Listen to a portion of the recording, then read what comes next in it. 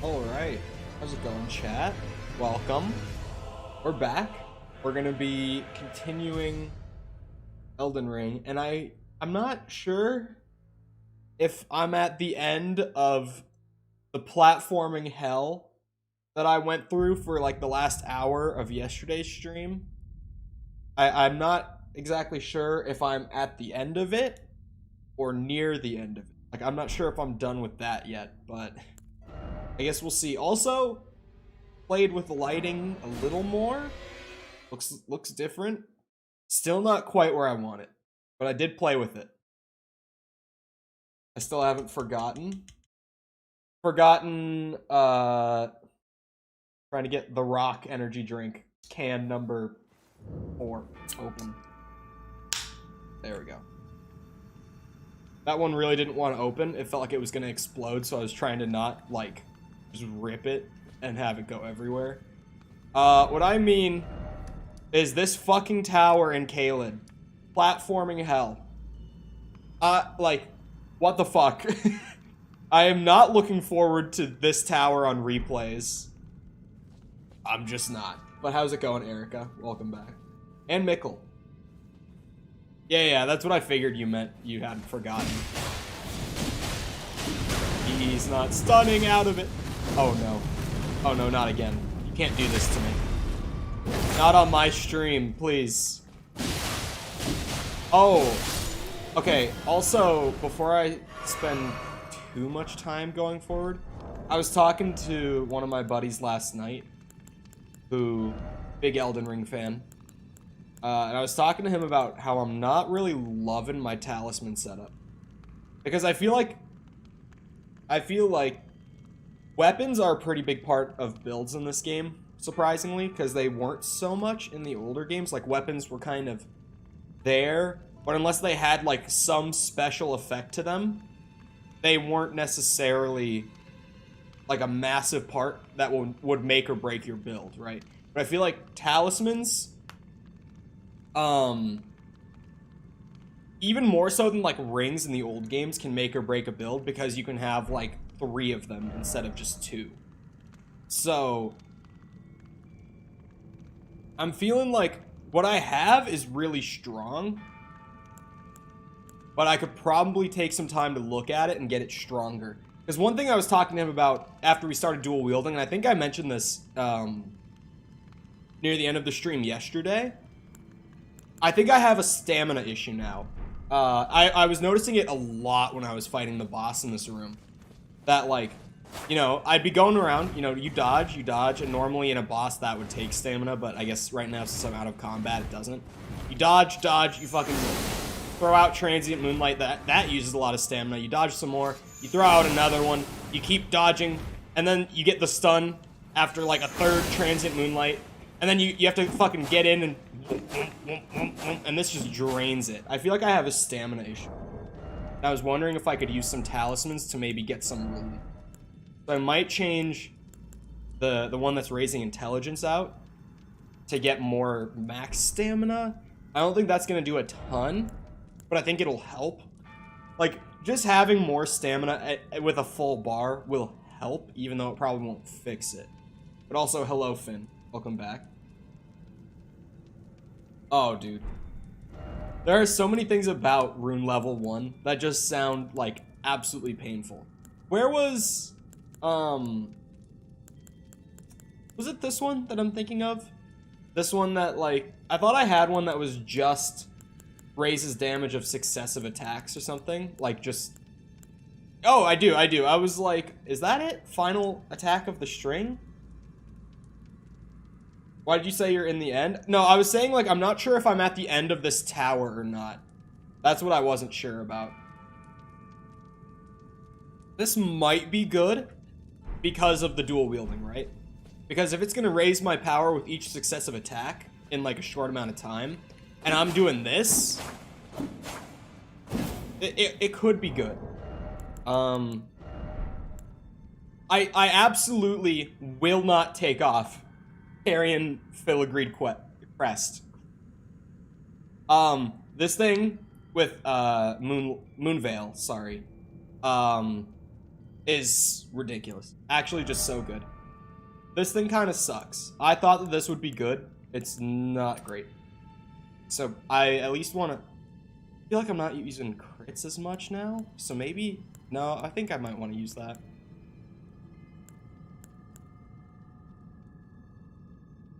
If you get a full katana moveset off on a boss, you don't need the damage increase. That's something that I also thought about while I was saying it out loud. I was like, if I'm getting that much damage, is it that important to like get even more out of it? I feel like these just aren't very good. Like there were rings in like Souls 1 that would like raise defense when your health was low. But at least for bosses, which is realistically like the only time you're doing a lot of dying, at least, like, sure, you die to normal enemies here and there in these games, but like you really only die like a significant amount to bosses. And I feel like by the time that your HP is low enough, because I think in Souls 1 it was like 10% or lower before it even activated. Once your health is that low, you're dying in the next hit anyway, if you can't heal beyond that. So I never thought that that ring in Souls 1, I can't remember what it was called, but I never thought it was very good. It sounds great, right? Like, when you get to the end of your life, raise your defense so you can take like an extra hit, but you really can't. You just take the same amount of damage. You have Subway Surfers? I mean, it's free, right? Is it a paid app? I've never played it really. Like, I think I had it on my phone when I was younger, but I just don't want that. I just don't want to raise my damage taken for all those stats. Maybe it's a decent payoff, but I don't know. I think I just need to find other talisman. Oh yeah, I was at the end of the platforming hell.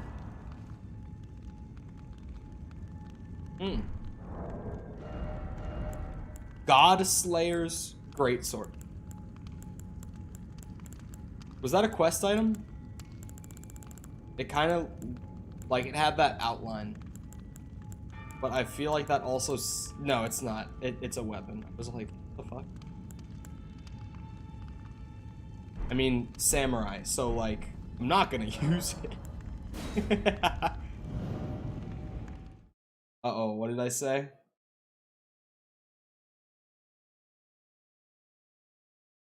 It's a lore item? Is that why it was highlighted like that? Okay, so it's like lore item, but also can be used as weapon. Got it. Okay. This is like kind of cheating because of an outside source. But also, it just happened in conversation. Same buddy who I was complaining to about my talisman setup. I forgot about this part until I opened the map, and then I was like, oh, wait. Same buddy told me, I think this is the village where I found D for the first time. And if it is, and I'm right, when I was complaining to him about a stamina issue, he was like, oh, there's a talisman where you find D, like in that town, that's really, really good. I'm like, I don't think I found that. So maybe I did.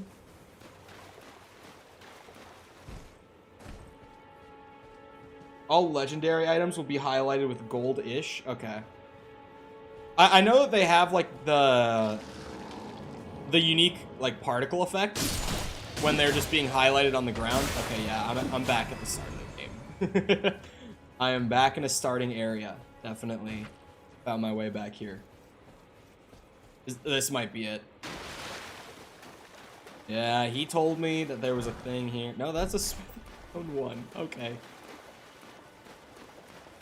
Maybe it was the one that raises my max stamina, but I feel like that's not a talisman that would stand out to him as being good. You know what I mean? Like, I don't feel like he would be like, oh, I would get this to fix that. Because it raises the max, which is nice, but it's not a fix, like I was saying. Yeah, I remember what Subway Surfers is. It's just, I don't really think I ever, like, played too much of it, honestly. I mean, I know I didn't play too much of it. I'm saying I wasn't sure if it was paid or not. I couldn't remember. I think it's a free app, right? Okay, yeah, the dual wielding. Ow. Just not needed. Looks cool though.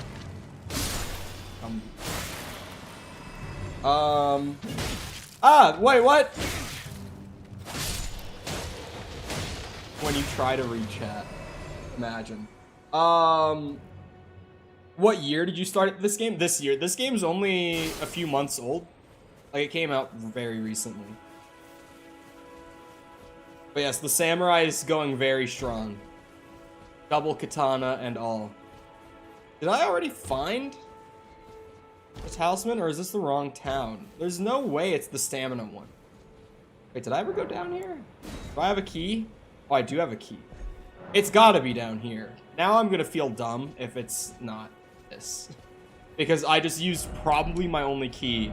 I saw dog talisman. Love ahead. I'm assuming he's just talking about the dogs still.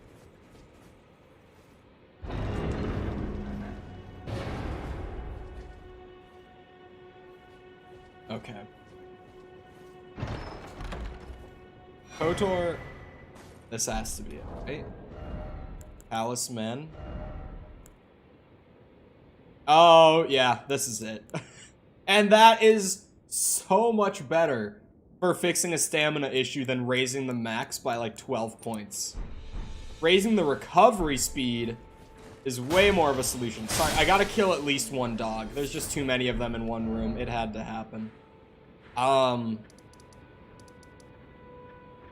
Aside from that, I'm not really sure where to go. Forward. Like, there's a few bosses in Caelid that I have marked that I have been not doing well against.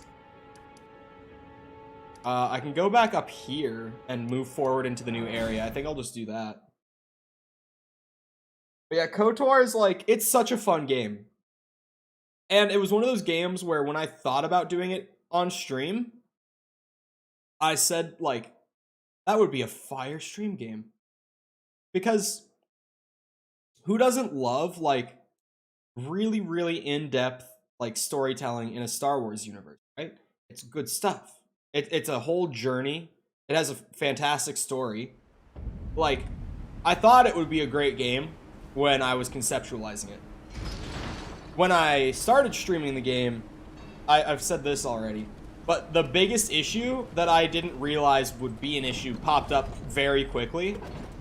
And that was when I select an option mid-dialogue, the player character doesn't have a voice actor. So I have to, like, read all of my options while I'm trying to decide. And then I have to read what I'm saying again. Otherwise, like, chat just can't keep up with what's going on in conversations. And, like, 60% of that entire game's runtime is spent in dialogue. So, it really, it was very bad. It was painful. And I was like, damn, this one thing ruins this game, like, content-wise. Like, for actually making, or not making, for actually doing streams of it. It, like, that one thing just ruins it completely. And I didn't see that coming at all.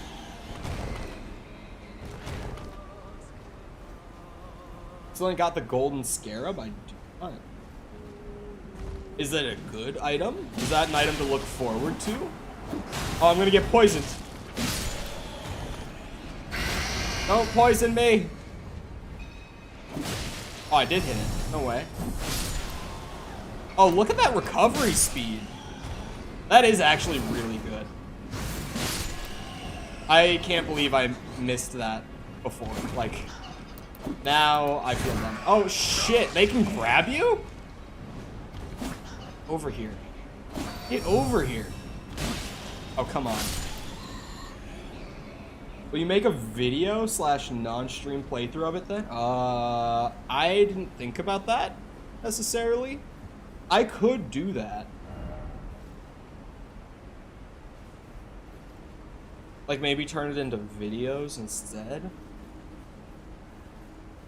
I don't know. I feel like, on one hand, there's two people in the community, right? There's two very different types of people, like, audience-wise. There are the people who just really like the streams, for like, there's just something about either lurking and knowing that it is actually live, and then there's like the more common reason that people prefer the streams, like when they're actually live, and it's like chat interaction, right? Like you can type, I can see it, I can react to it, right? Like that's what people like about live streams. And to be fair, our community has a lot of people who don't really care if the content is live at the moment or not. We have a lot of people who can't make streams and are perfectly fine with like watching VODs to catch up on it. You know what I mean? Like, we have a lot of people who watch the streams after they're live. And to the point where offline growth makes up like a good portion of my channel's growth on YouTube. Because enough people watch the streams when they're not live that YouTube starts pushing them in recommended, because they're like, oh, people like this video.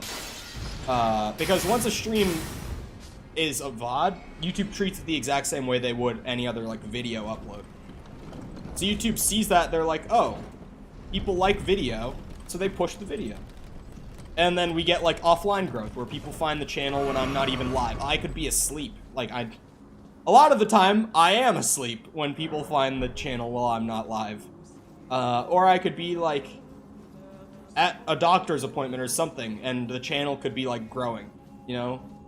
Like offline growth is a thing. Is this the way I'm supposed to be going to get up there?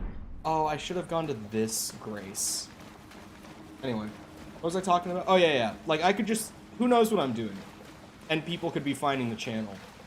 So I know that people like in our community do like watching stuff whether it's live or not, like they don't care. But at the same time, I think Twitch is so ingrained in me that doing a very, very long form series of like offline content, so to speak, which is just like, I separate content into online and offline, right? So it's like online is actually live in the moment people are watching it. Offline is everything else. You know what I mean? So for me, because I did Twitch for so long and had such a hard time converting Twitch viewership into YouTube viewership while I was on there, offline content still in the back of my head, like, is scary to me. Because it's like, people don't like offline content. I just put time into it and then it doesn't go anywhere. So I have like this very deeply ingrained, like, offline content bad idea in the back of my head.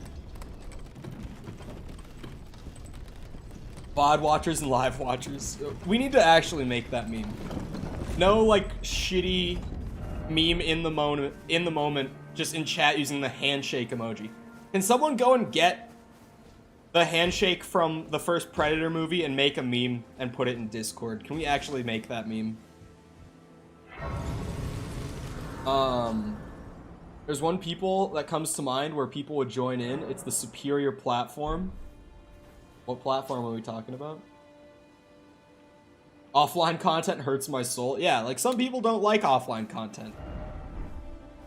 I, personally, just to randomly throw out preference for no reason, I prefer offline content. Like when I personally watch stuff, I don't know, there's something about live streams that I am not personally the biggest fan of watching. Which is weird because, like, I enjoy making live streams more than videos, but I don't enjoy watching them. I mean, I've done offline content before. I did a trial run that actually didn't go too bad when I was still doing zombies. It was supposed to also kind of be a meme. The hub, yes, this is the platform. We're bringing this back up. What was I saying? I forgot. That alone just derailed my thought. Oh, yeah. Okay, so when I was still doing zombies in my thing, this would have been, like, last June. This might have been, like, pretty much exactly a year ago. I wanted to do, like, a throwback, like, old zombies content, like, thing, kind of as a joke, but also because I wasn't going to be able to produce new content for, like, a week or something. I think it was like 5 days. I was going on like a short trip, so I was like, oh, I'll just do this. And it's like a funny throwback to when I was in the zombies community, like at first. And this was like the content meta on YouTube. And back then, people would record a video, like the biggest creators in the community, in the zombies community at the time, would just play a game of zombies, doing some sort of challenge, and they would record the entire thing, and the only editing they would do was that they would, every like 10 minutes or so, they would put in point, out point on the timeline. They'd export that as its own video. And what they would do was they would play like an hour-long game of COD Zombies, and then they would spread that out to be daily uploads for like a week on their YouTube channel, for like 6 days straight. They would just upload it in parts, like 10-minute parts. And I did that. I did a pistols-only, like, Black Ops 1 Doris challenge that I think was maybe like 5 parts or so. And my goal was to, like, only using pistols get to around 30. And I did it first try, and I just, like, literally did exactly that old meta. Like, I didn't touch it. I didn't cut it up at all. I didn't, like, edit memes into it. I just in point, out point, split it up into parts, and threw it up. It was so low effort. Dude, it was. And it didn't do that bad. Hold on, let me actually... Now it's been up for a year. So, like, maybe it's gotten some, like, legacy viewership on it as well. So let me actually go and look. I essentially worked for an hour. Right? Which is kind of how I would put it into perspective. Okay, mine was 7 parts. But, oh my god, to this day, I'm fixing this right now. Part 7 is titled Part 6 because I copy-pasted the title over and forgot to change it. Okay. Okay. Here, let me move my water jug so I can actually... Yeah. So I worked for an hour.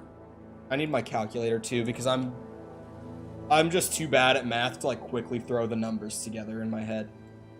That plus that. Plus that. And then you've got like weird oddities like Part 3 has more views than Part 4. Just weird YouTube stuff that I will never understand. Or not the Part 4, sorry.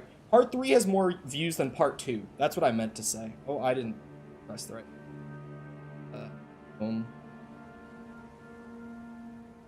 Part 6 has almost the most views out of all of them. Also weird. So I worked for like an hour on like a random afternoon where I had extra time last year. Before taking like a short break for whatever reason that I can't remember right now. And it got like 150 views. I just sat there, played a game, did like no real work. And got like 150 views, which at the time for my channel was nothing to scoff at. But for some, I think I didn't continue it just because it felt so lazy. Like when I did it, it just felt like so low effort. It felt like I was just shitting something out like haphazardly. I didn't like the way it felt to upload that. But it didn't do poorly at all. Like for my channel at the time, because again, this was when I was on Twitch and I struggled to even like get Twitch people over to YouTube in the first place. Did pretty good. Nothing to complain about. Ow. I didn't even see you. Like I heard him, but I never even saw him when I ran in. Okay. I can't find the doorway to get back out, but this will work. He's trying to like go back. Wait, where the fuck? Where'd you come from? I want to single this guy out so I can pick him off. Okay. These guys are assholes.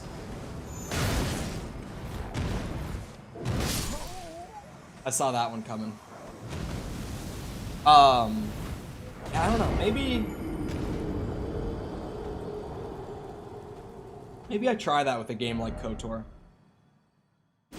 I've been trying to think of good offline content to do, but I don't know. Again, offline content scares me.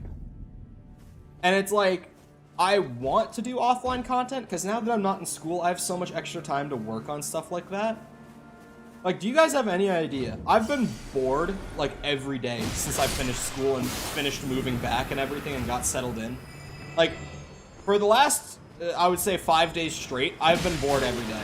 Like, painfully bored, like, have not known what to do in my free time. Because I've just, like, I've been like, what the fuck? The lighting is crisp? Really? I don't think it's there yet. But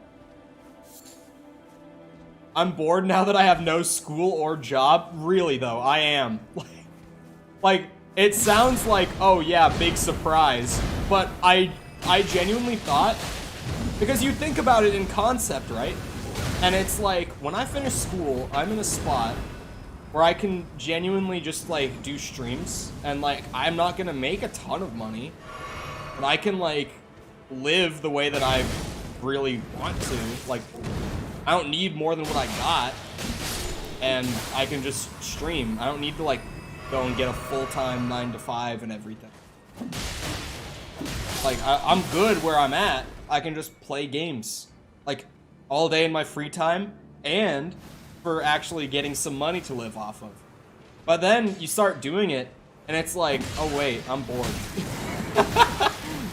Like, it might just be also, like, I think it depends on when you do it, because honestly, like, there's just nothing, like, new right now that I'm, like, dying to play.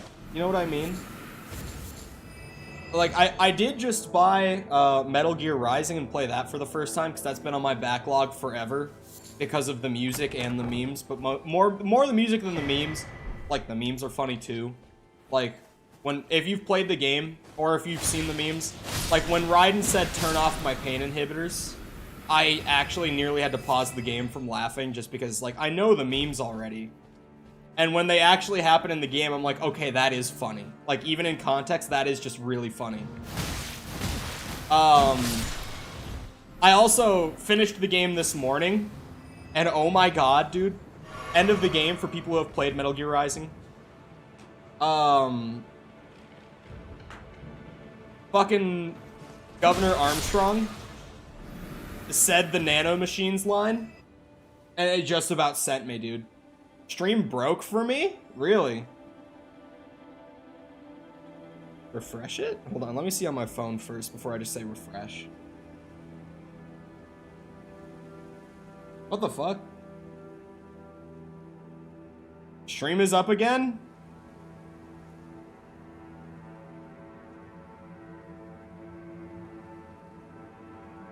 No? Okay.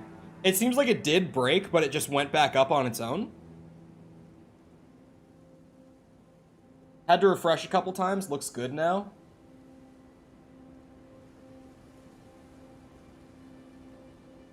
Are we good? Looks good. I think we're good. Okay. What was I saying? Oh yeah.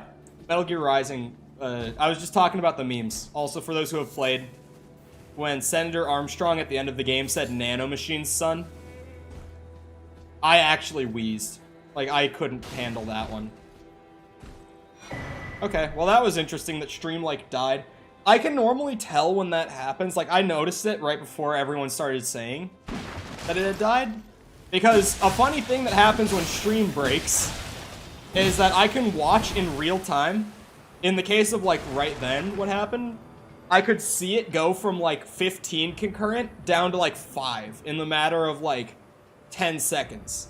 And normally that doesn't happen because I'm actually being that boring at any given moment. Like, a steep drop can happen. But that steep is, like, very unusual. There are times where I can just be on some dumb tangent that no one cares about and everyone leaves. But it's normally not that fast. Not everyone hits that, like, okay, I'm out of here moment at the same time like that. You know what I mean?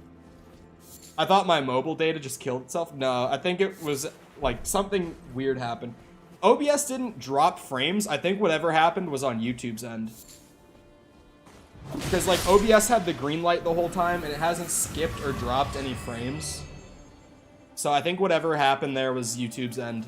I mean, live video infrastructure, kind of hard to upkeep. Hard to get right in the first place. Hard to upkeep on top of that.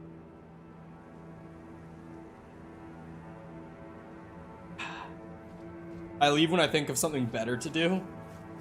Why can't more people be like this? Imagine a world where people don't leave the stream even if it's boring. Imagine how powerful we could become. We could be like the next Ludwig or Moist Critical. Who else is like just, oh, I guess I was gonna say who else just kills it in terms of like live viewership?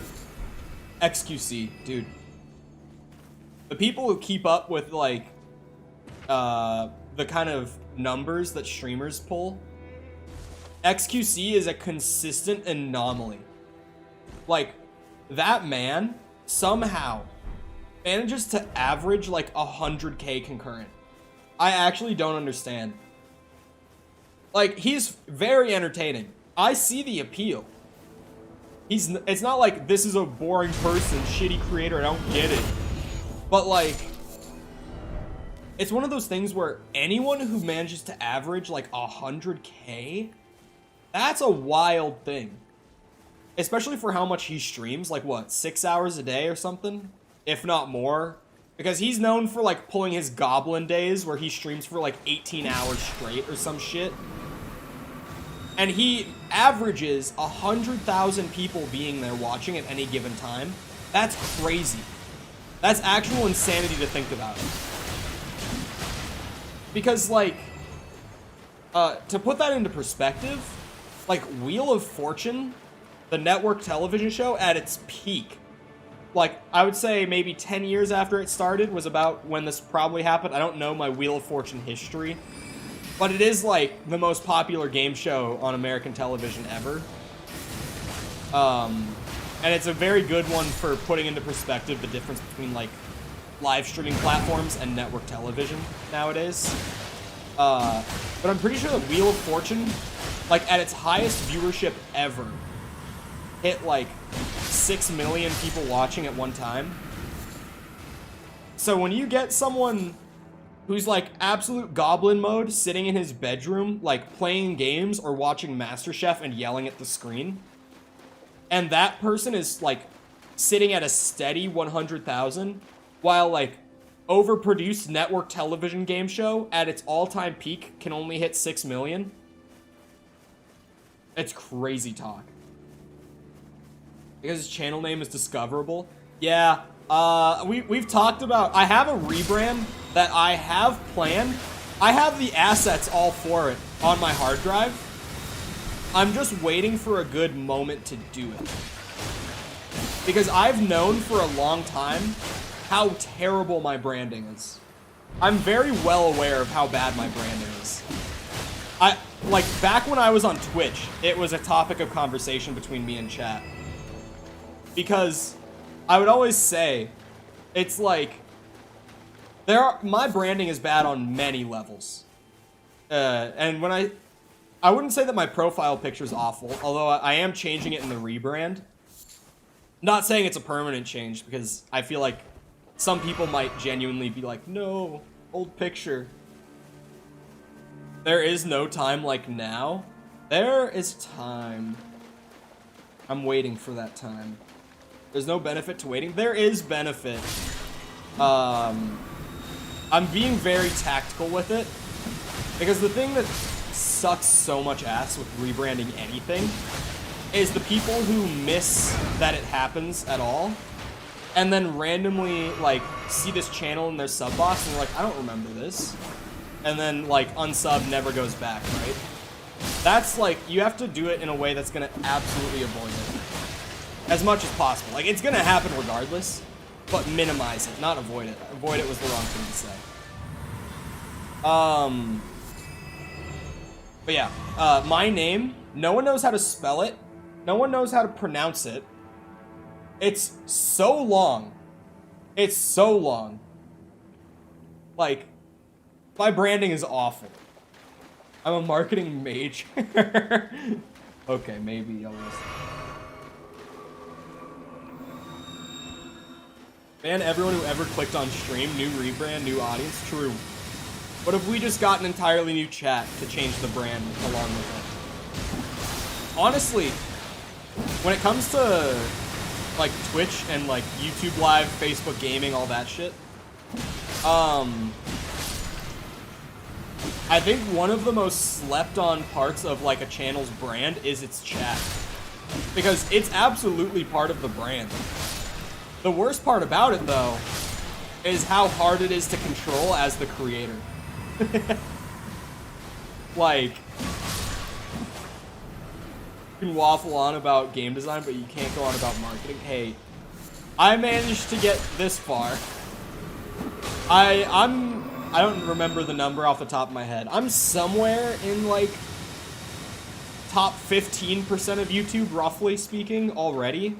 Because like, the thing with YouTube and really any social media platform is it's actually insane how many like small accounts and channels exist.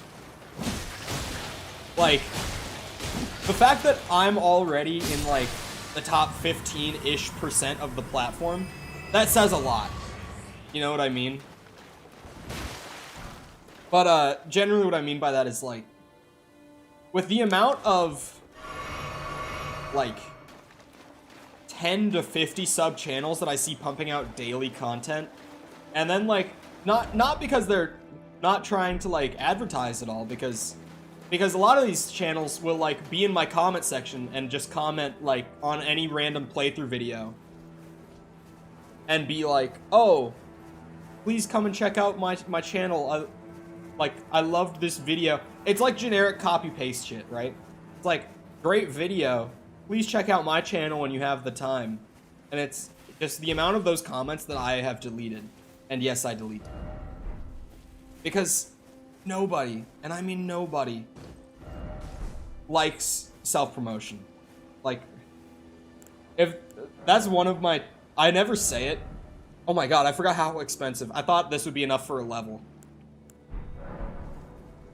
Yeah, YouTube is, I think YouTube is so interesting with like marketing knowledge applies so directly to YouTube. Oh, you know what I do have?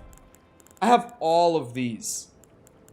Okay, hold on. I'm gonna try to just farm up some runes, get a level first, and then I'm gonna pop all of my consumable runes and see how many I've been running around with, because I was talking about it like all day yesterday too. You know what? I'll just get poisoned.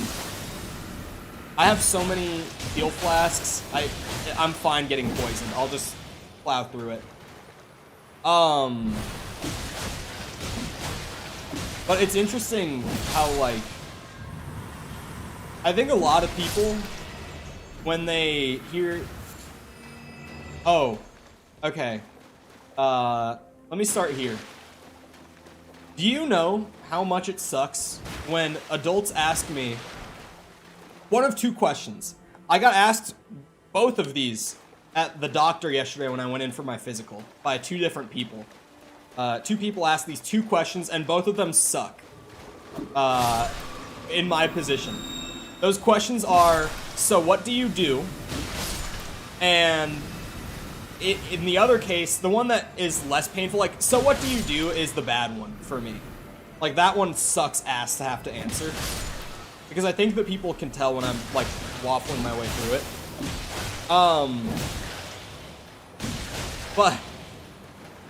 But the other one that I got asked yesterday was, like, got any plans for the summer, like, working or anything like that? Like, that kind of question. Pretty much the same thing, but just, like, more directly in my case right now, like, being right out of school for the summer. Well, not for the summer in my case, but I'm 20, so everyone thinks that I'm just out for the summer. No one realizes that I graduated yet.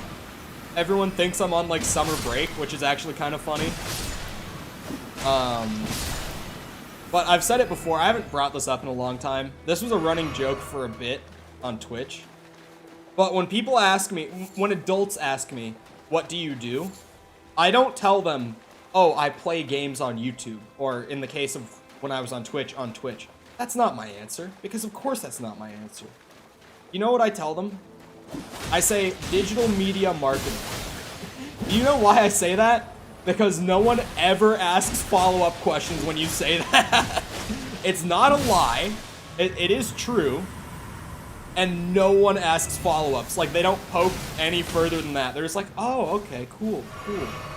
And that's it. Because they're just like, huh? That sounds fancy.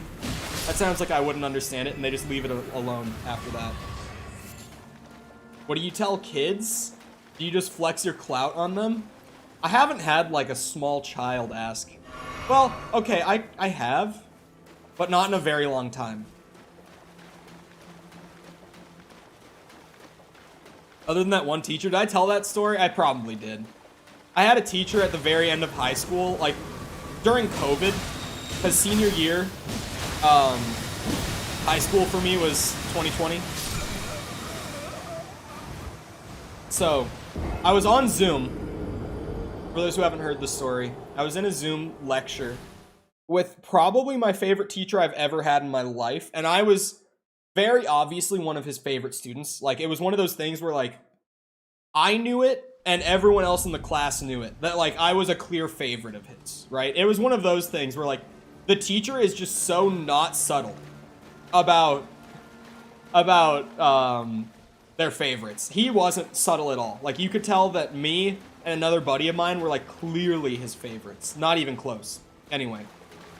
On, like, the very last lecture that we had, he just, like, ran out of stuff. Because he was just like, yeah, other than that, like, the final's coming up, and you guys seem prepared enough, so we can just chill and talk because we're all required to be here still. Because the way that my high school did it, like, the whole class time was still required. It wasn't just, like, once the content's over, the teacher could let you out. It was just, like, you had to be there. Which sucked. But he was just, like, talking to random people about random shit. And he had asked me previously what I did. And I completely dodged the question. But at the time, this was, like, when I first started doing the digital media marketing. And the first time he asked me, it was before I had heard that pro tip from another YouTuber. To just say digital media marketing. So, the first time that he asked me, like, when we were actually on campus still, earlier in the year, he said, like, so what is it that you do then? I was just like, oh, I'm self-employed. And I, like, left the fucking classroom, because it was, like, after the bell rang that he asked me. It was, like, as I was on my way out. So I was just like, oh, I'm self-employed, like, as I walked out the door backwards looking at him. And so on this Zoom lecture, he brings it up, and I would say maybe, like, half of my graduating class in high school, by the time that we actually got to the end of the year, knew what I did. I feel like a lot of them knew that I was just doing Twitch at that point, because once that sort of thing starts to spread, especially in, like, a high school setting, it just keeps going. Like, it just does not stop. It was a very quick spread whenever someone new found out about it. Like, 5 other people would find out very quickly after. So at this point, maybe, like, half of my class knew what I did already, which made this even funnier. Because he asks me directly, and I was like, oh, I'm self-employed, I do digital media marketing. He was like, oh, that sounds really interesting, because he was a very, very bright guy. So he wasn't the kind of person that you would even expect to back off after hearing that. Like, oh, I don't understand what you're talking about, sounds cool though. Like, he's genuinely, he was so bright, still is. I know that he's still working there, and I want to take him up on an offer that he made when I was a senior in high school. He jokingly made this offer, but I've thought about, like, emailing him or something and taking him up on it. Because he said, because he was someone, like Mikkel just said, like, he actually had a very real interest in his students. He isn't Jamaican. No, he was like a 40-year-old white guy. But scrawny, too. Really scrawny, glasses, like, short. I don't really know how to say it. But, like, the best way that I could put it is, like, short, like, his hair just looked nerdy. If some people will know what I mean. Like, he had the short hair, but it was kind of, like, poorly kept. He clearly, like, just kind of got it cut at, like, I don't know, Sport Cuts or somewhere. Like, he's a short king? No, he was tall. He was like 6'1" maybe. Like, he was lanky, not just skinny. He was like a lanky guy. But anyway, he once said to my class, like, it would have been like right before COVID hit, because this was on campus. Also, this is a ton of runes that I was sitting on, just in my pocket. But he said, like, you know, because he was a very sappy guy too. And one day he got on some random tangent and he was like, you know, I really do care about you guys. So, like, if after college you want to, like, you know, have, like, a genuine conversation about, like, life, or you just want to, like, get a beer, like, drinks are on me. Like, and his offer was not, like, once you're of age. He said once you graduate college. So now I've been considering, since I got back, like, emailing him being like, I just got my degree, where's my beer? Even though I don't drink, but, like, that, you have to open like that. You know what I mean? Like, you have to open with, like, I got my degree, where's that beer you promised me 3 years ago? Like, you just have to open with that for the sake of being funny. But yeah, he completely just kept pushing and pushing in that one Zoom call. Like, trying to figure out what it was that I did. And I was trying to, like, honestly answer it without saying I play video games and make money from it. Professional gamer, right? Like, no one wants to say that. So I was like, so advertisers want to get their product promoted to, like, platforms and through people that consumers will trust. And I create content that advertisers can then either partner with me personally or just run one of their generic ads on to push their product to people, to consumers. He just kept pushing. He was a pain in the ass with that conversation. He promised me a beer, let's go drink it. That's absolutely what I want to do. I'm like, where's my beer? I graduated. I'm a pro gamer, sounds so self-righteous. I mean, that's not what you would say. You would have to say the dreaded words, I play video games for a living. Which, when you're talking to, like, some 40-year-old white guy, yeah, that normally, like, on occasion, they'll be like, oh yeah, like YouTube, Twitch, like, yeah, I know, I understand that stuff. But for the most part, it's just not how that goes. Normally it's like, okay, so you're a bum. You know, like, they won't say it, but they'll, just from the way that they're like, oh, okay. Like, you can tell that they're just like, oh yeah, this guy's a bum. Doesn't do anything. Which, like, be fair, since I've not been sick and out of school and all that, oh, what the fuck? He has red lightning. This is a very different kind of dragon. Look at his skinny head. What in the fuck? No. Hold on. I wasn't ready. Give me a second. No, that hit me.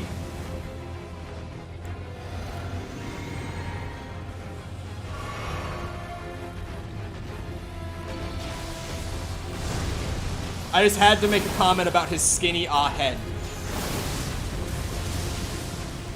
Right as he fucking hurled a lightning bolt at me. Ah! Moonveil, please carry me. Oh my god, it's stuttering so much. Oh. I'm safe. I live.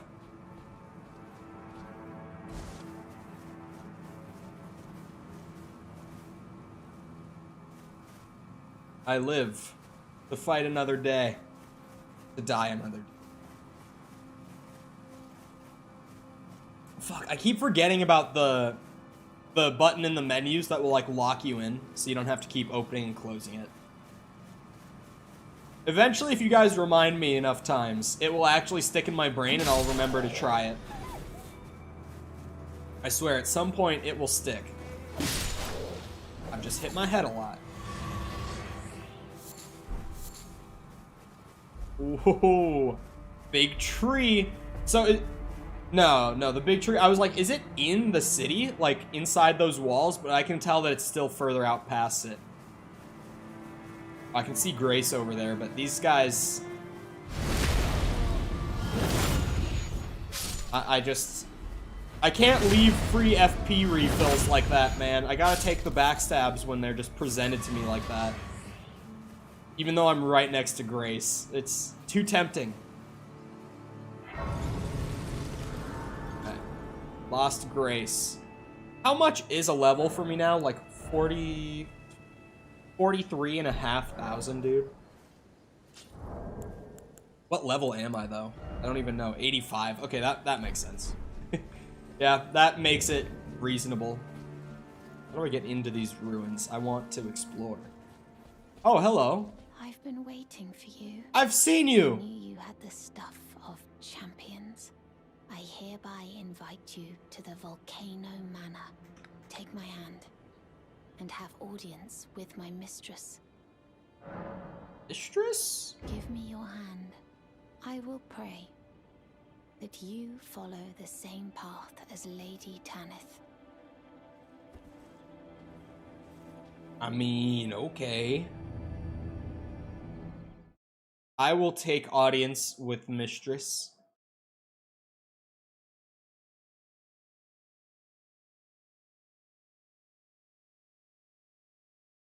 I have to say, I know I said it yesterday. I thought my game crashed. Hello? It's frozen again. My game might have crashed.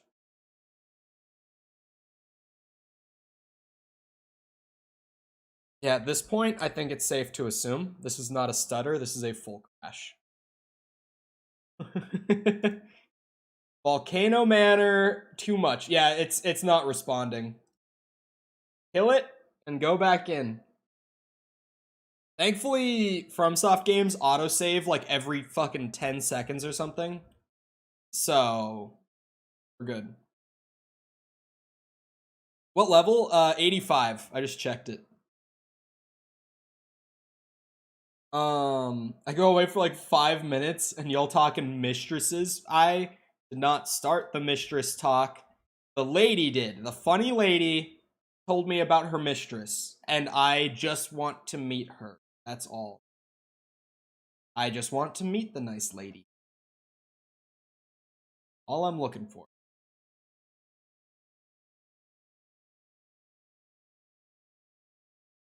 I love hearing my fans spin up the moment the game actually opens. I can hear it through my headphones because they do a big spin at the beginning because my thing overreacts a bit. No, it's a Dex int build with Moonveil. I can never remember if it's Moonveil or Moonlight, just because the ash on it is called Moonlight. It always fucks me up. Which has been very fun. Ever since, it autosaved here. Okay, no, don't. No way that my game is gonna crash every time Volcano Manor appears on screen. Dude, if I get soft locked because of a fucking crash bug, I'm gonna actually lose my shit. This is like nearly 50 hours in. I swear to God, dude. This is not gonna happen to me. Not today. Okay, it actually full crashed that time. Like, I didn't task manage it. It actually just closed itself. We keep trying. There's no way this is gonna happen to me. No way.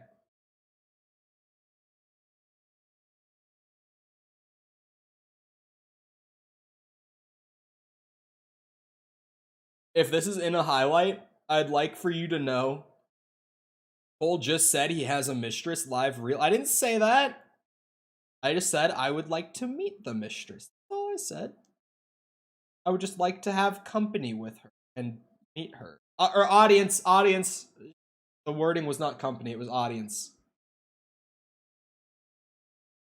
Although company doesn't sound too bad either. Just saying. Come on, let me in! Let me in. I swear to God. Just don't.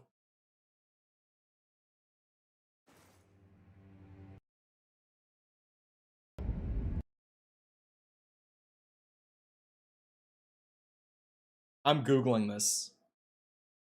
If this is happening to me, this has to be happening to someone else.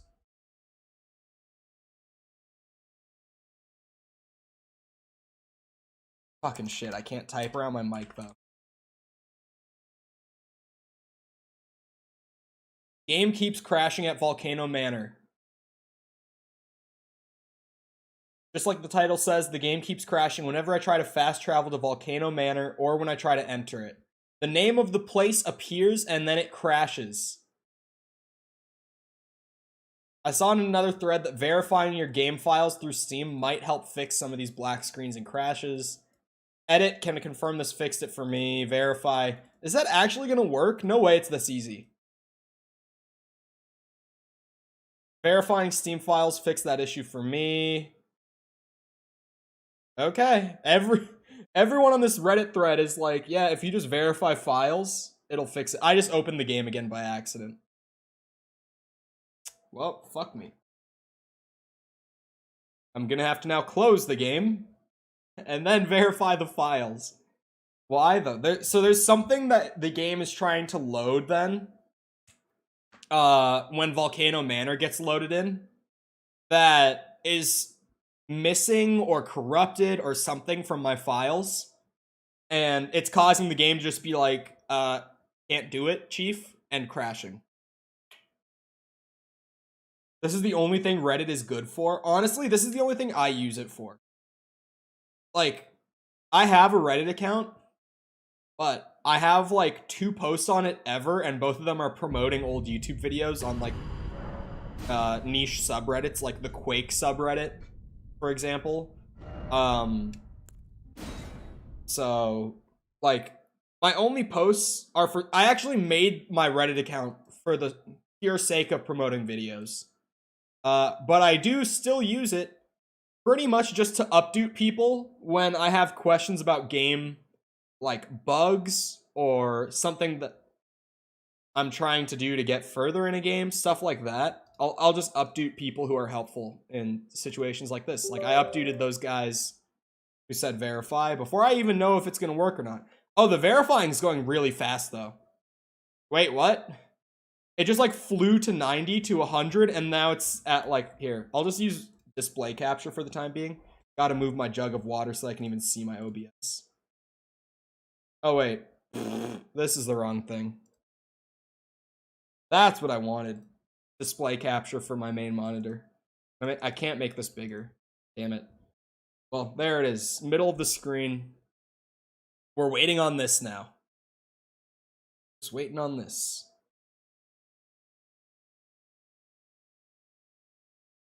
Loading Volcano Manor is a secret hidden boss. Yes, this is a feature.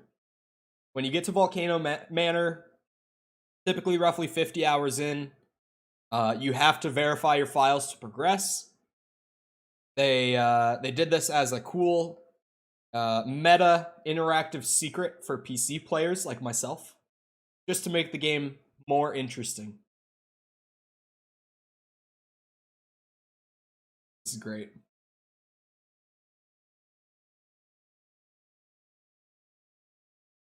I came to the conclusion that, yeah.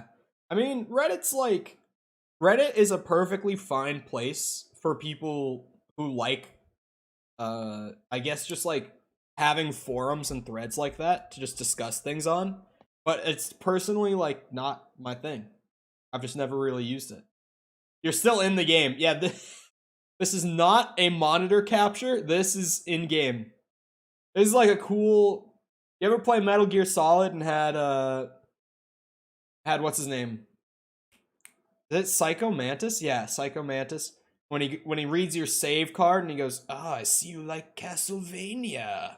It's a lot like that. This is a like cool Kojima thing that they're doing here. Going really meta. Same game, same boss fight when they try to make it seem like your TV is broken. But instead of saying like your TV brand in the corner, it says Hideo. Yeah. A lot like that. If you could change anything about the game, what would you change apart from this? I would make it so that Volcano Manor doesn't crash PC port. No. If I could change something like mechanically or system-wise, I would change the respecs a bit. I think having a respec feature is fine, but I think they give you too many of the, what are they called, larval tiers to be able to actually do it with. Like, the respec feature as it exists, I have no problem with, but I think that they just give you way too many respecs per playthrough. Because, like, in my case, I'm maybe like halfway through the game, and I think I'm sitting on like 7 larval tiers. Like, just 7 straight up, like, full character respecs if I want to try something new, or if I like fuck something up with my build stat wise, you know. Yeah, my game is crashing every time I enter Volcano Manor, which is a problem because I talked to the lady, she brought me there, it crashed, and now every time I go to continue on my character, I'm in Volcano Manor because it autosaved there. So I'm verifying the files. I found a Reddit thread where like 10 different people all said that this worked for them. So it seems like it'll work. But how many hours if file is unrecoverable? I think we were at like 45-ish hours. I don't know the exact amount, but something like that. So yeah. We'll see. I'm just waiting on that percent to hit 100, and then I can see if that hopefully fixed it for us. But like that entire thread just said do this and it'll work. Apparently it's like a missing or corrupted file in the PC copy. Apparently this is a fairly common thing according to that thread on PC. So, well, this should fix it because like literally everyone said this will work. Your death count doesn't get. If I had to restart, we still keep the total death count instead of restarting it. I mean, even if I did have to restart for something like that, it's actually like a dilemma of do we reset the death count or not, right? Because there's so many factors if we don't. It's like your first thought would be, well, you should restart because it's fair. You start from the beginning again to get the fair death count as if this never happened. Except for I've played 50 hours of the game. So like I've gotten good at the game, like just its mechanics in general. I've fought the bosses already. So like, you know, Bell-bearing Hunter would not kick my ass as hard the first time around now as he did like 2 weeks ago. Because that dude whooped my ass. He was the first boss that I was like, holy shit. But now I've fought 2 bell-bearing hunters and killed them. So like, it would be my 3rd time fighting one of them. I would know the moveset at least a good bit. Not like I would immediately perfectly know it, but I would have a good basis to work off of that I didn't have before. So I would probably have a way lower death count, even if I had to restart right now. It's like, there's no way I would have 359 by level 85 again. No, it'll definitely still be saved and everything. I'm just speaking theoretically, because we still have 8% to go, and I'm just trying to kill some time. Like, this is just a moment of nothing happening, and I'm just trying to fill it out. Interesting part of the experience from Soft. I think this was a bold design choice to make players go and verify the files before continuing. But just because it's so creative, because I haven't seen it, I'm going to give you brownie points on this one. 1 file failed to validate and will be reacquired. Alright, it's going to patch the game. And we're going to see what happens. Oh, also, when I was just talking about time, this playtime is not accurate. Because this includes every time that I begin and end stream. So that's already like 10 minutes a day of the game being open, but me not actually playing. And since we're on day 16, it's like, that's almost 3 hours of playtime total of me just like starting and ending stream, which is weird to think about, but like it's true. Just, I think there was also one time specifically with Elden Ring where I left my game open for like an hour after stream ended because I just immediately got up from my desk and went to do something. What's going on with the patching, huh? Oh, I should probably uninstall Vampire the Masquerade Blood Hunt. Okay, so it's going. It was saying 0% on there, but it is going. She's going. Opinion on Neon Genesis Evangelion. I have not watched. It's one that like I've thought about watching a lot because it's very like classic. It's one of those old animes that like everyone is like, this is a certified hood classic. You know, like everyone should watch this if they're into anime. But I'm not necessarily the biggest anime guy. Granted, there are some really, really good pieces of anime, especially from that era. Like Cowboy Bebop, fire. Akira, amazing. Obviously, like everyone knows that I'm a Dragon Ball fan. Like old anime is certainly up my alley, but I just haven't gotten around to like giving Evangelion a shot. I don't know. Get on Netflix and binge that shit right now. I'd have to like use my family's Netflix, which at least I'm living with them again now, but I canceled my Netflix like a long time ago. Netflix poo poo.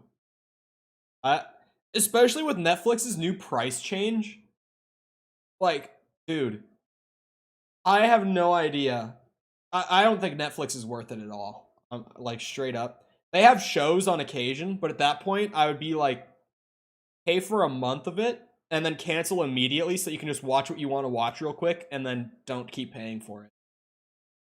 2 to 4 more years and I'm fully graduated. Okay, you scared me when you said middle school. Because in the US, middle school is when your age is like, I'm trying to think, like 11 to 14, I think roughly. So when you said I graduated middle school, I'm like, oh god, it's too young to be here. No offense to my 14-year-olds. Yeah, in the US, middle school is like pretty young. Average Cole viewer, true. Everyone here is 14 years old. Just a fact. This is my main demographic. Actually, what is my demographic right now for age range? I'm curious, because everyone's always like, lol, Cole viewer is so young. Everyone in this chat is such a child. Let me look real quick. Audience. Where are the age ranges? I can never remember exactly where to look. Ah, there they are. Okay. So keep in mind, right? Keep in mind, chat. The thing with the below 18 years old age range is that, like, any kid who knows at all what they're doing on the internet is not saying that they are between 13 and 17 years old. They're saying that they're 18 or more, because if your account says that you're less than 18, you can't watch age-restricted content. So, like, every kid, realistically, has an account that says that they're 18. My YouTube account probably thinks I'm, like, 25, I would think. I'm trying to think when I made my account. Hold on, I can see when I made my account. Hold on. So, I've known about that thing for a very long time. Like, when you make an account on the internet, even if you're not 18, it should say you're 18. Oh, YouTube thinks I'm old. So my YouTube account, I made the account in 2009, which is way earlier than I thought.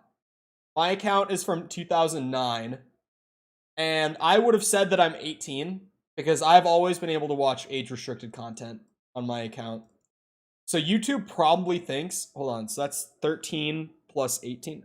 YouTube probably thinks, like, just numbers-wise, that I'm 31 years old.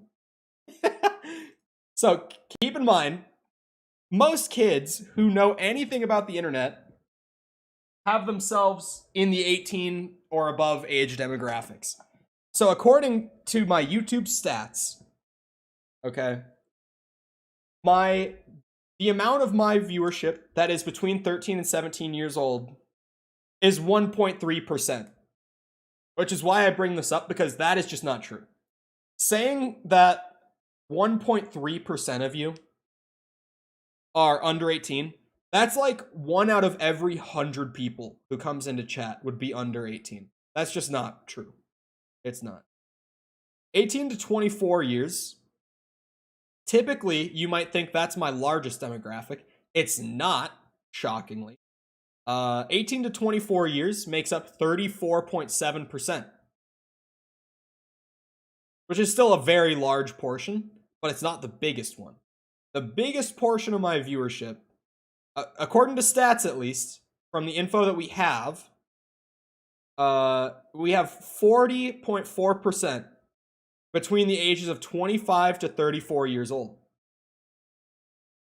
That's a pretty large demographic. Now, you might think, no boomers are watching Chol streams, especially offline, right? But you'd be wrong. Because 17.9% of my viewership total is between 35 and 44 years old. And we just keep the ball rolling.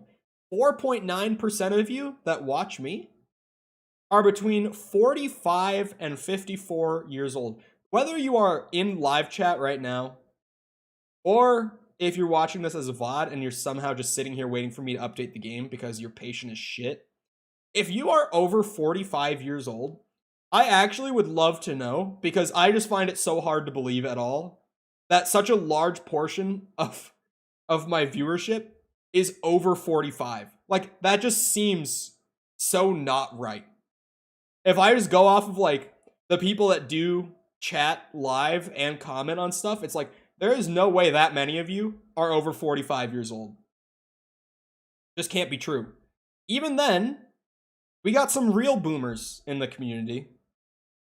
Very small portion, but 0.6% of the total viewership is between 55 and 64 years old, and 0.2%, so a very small portion, but a portion nonetheless, 0.2% is above 65 years old, 65 plus years. That is truly, like, if you are 65 or above, sound off. You will be a legend in this community for the rest of time. I swear to God.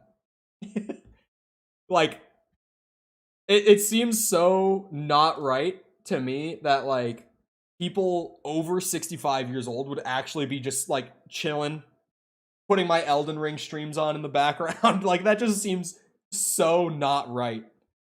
But apparently, there are some out there. There we go. I can play the game. I can turn my monitor capture off, too. There it is. Your target audience is 65 plus. Honestly, I feel like just turned 45 is a joke, is it not? Am I sensing humor, or was that legit? I lied about my age. Reminds me of my grandson. God damn it. Legit? Okay. Sometimes it's hard to tell when I'm like, damn, there's no way people like in that range are watching me, and someone's just like immediately, I just turned 45. I'm like, no, that's sarcastic. I can't remember how old Ryan said he is. But out of like the active chatters, Ryan is also like what I would classify as resident boomer of the community.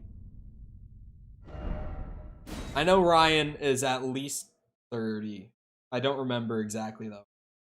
It's hard for me to remember ages of people in chat. Like, I always have an idea, roughly speaking, but I never have it exact. I don't know about never, but I normally don't. Sticky, in my mind, will always be 16. Verdict on repair, we're about to see.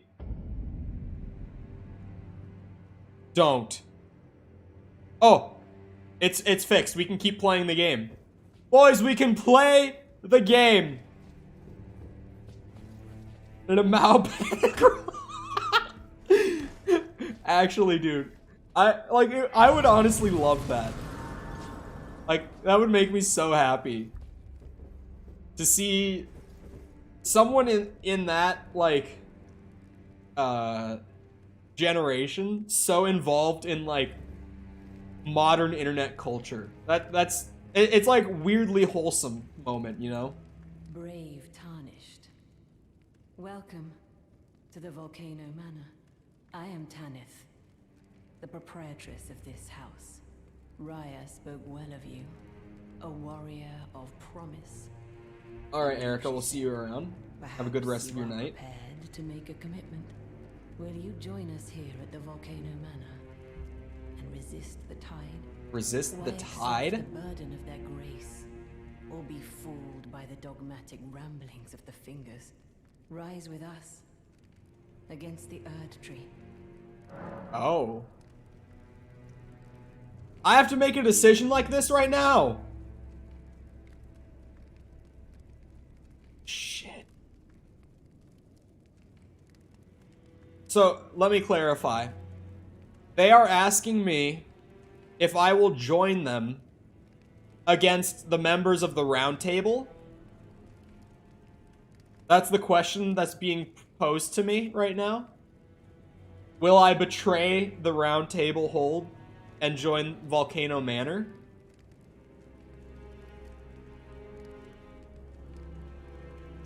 Come back later, but you can get access to her mansion if you join up.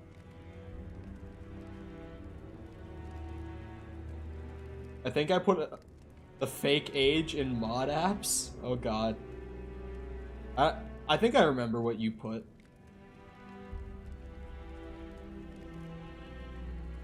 A lot of quest lines? Fuck. Okay, wait. Here's my follow-up question, legitimate question. This isn't like a don't answer moment, because this is... I would be going to the wiki before answering this if I was playing off-stream. If I say yes, can I get access to all of the cool shit from saying yes, but also then double-cross them again later on in the game, so that I don't actually have to, like, dedicate to betraying my boy, Andre 2. The blacksmith. I can't remember his name, but he reminds me of Andre from Dark Souls, who I also love. Andre, best boy. It's just for extra quest access. So, you are not locked out of any content. You don't have to complete the quest. Okay, so I can say yes without consequence. This is like a decision that makes you think it's more important than it is what I'm being told, essentially. Like, the way that she poses it, it's like, if you say yes, all the people in the round table are going to die. But you get cool stuff if you kill them by saying yes. Okay, there's no consequence. There's no reason to not say yes. Got it. Am I not clicked into the game? Oh. Oh no, my controller turned off. Did it die? Did my controller die? It better not have. Brave, I am Tanith. Raya, a warrior. Perhaps you are. Will you join? Why accept? Rise with us. Interesting. Your decision is most welcome. Now you belong to the Volcano Manor family. The drawing room lies down the hall. Make yourself comfortable. The drawing room. Be sure to earn your keep. Oh, key. Nice. The drawing room is through the hall. Use the key I handed you, and make yourself comfortable. Bit nervous at the moment. True. Okay. I'll go check out the drawing room, I guess. I'll just check out the manor in general. Oh shit, I'm like kind of far up. Oh, there's a map. I'll have to go grab that after I leave here. Blocked shut? What are you hiding from me, woman? It said secret passage. There's a secret passage.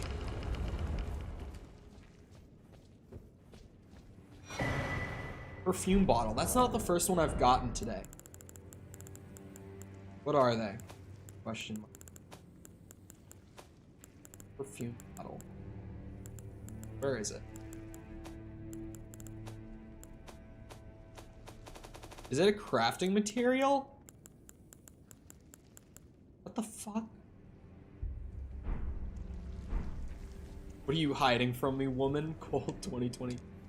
I feel like that's not the first time I've said that exact sentence, but okay. I feel like that's a fairly common, just in general, me saying woman, like, ironically like that, is not uncommon at all. It's, yeah. Oh. A letter? And a finger.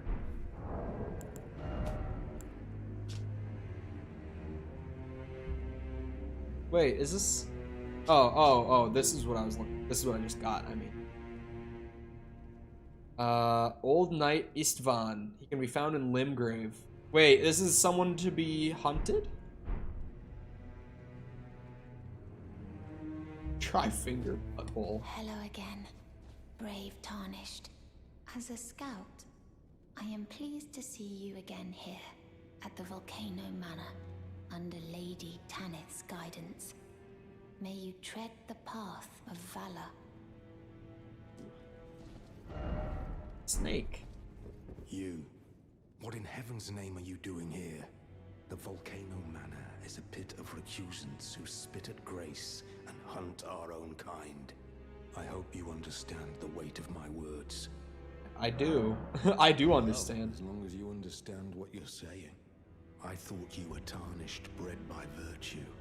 Perhaps playing that part led you to your doubts, I wonder.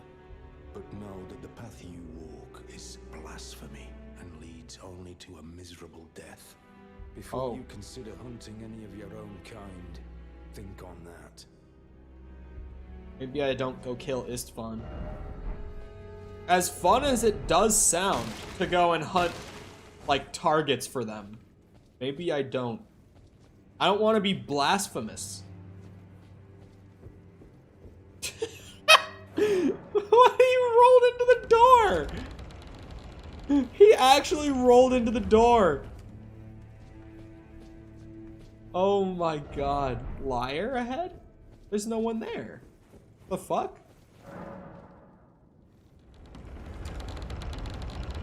Three-day weekend coming up? Really? For work, I'm assuming? That's actually pretty nice. I didn't realize that, that Juneteenth was, like, kind of recognized in the same way as, like, Memorial Day for that. Like, you can get or not you can, but you get a day off of, like, work for it. Actually pretty nice. I never got a day off for Juneteenth. The fuck? Guess I'm working at the wrong places. Going to the wrong schools and shit. Most jobs don't. I was kind of like, that's interesting. Like, you said that and I was just like, why have I never gotten a day off for Juneteenth? The fuck? That is actually super nice. Did anyone see the recent drama with Halo Infinite? Obviously, I'm someone who keeps up with Halo more than, like, the majority of people. But in relation to Juneteenth, if that gives you an idea how bad of a path this is going down, did anyone hear about the recent Halo Infinite drama? Because, oh boy, I actually was, like, baffled by it. Halo drama, what's new? What, are you gonna kill me? Oh, wait, what the fuck? Why? Oh! Oh, it spins! Oh, they're very not strong.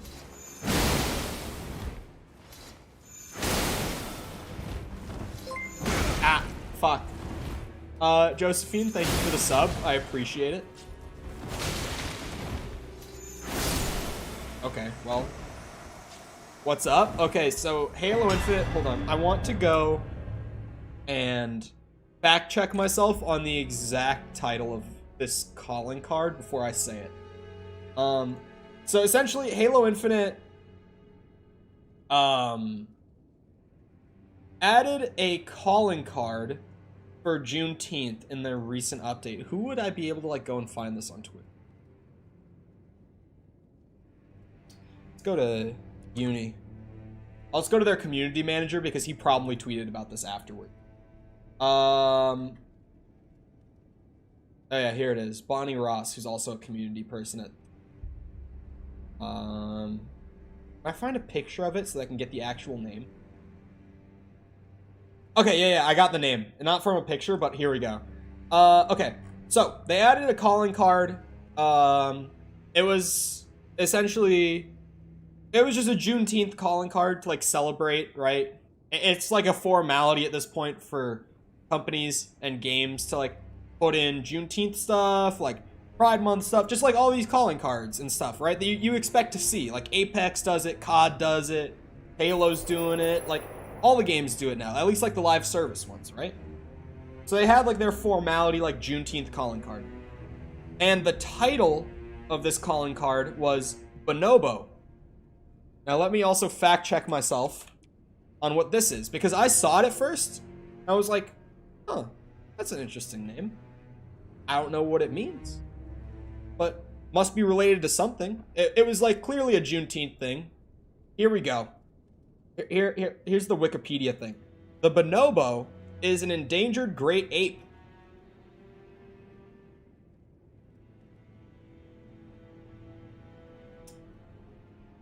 Yeah, like the ape. Their Juneteenth calling card that they added, they named after an ape.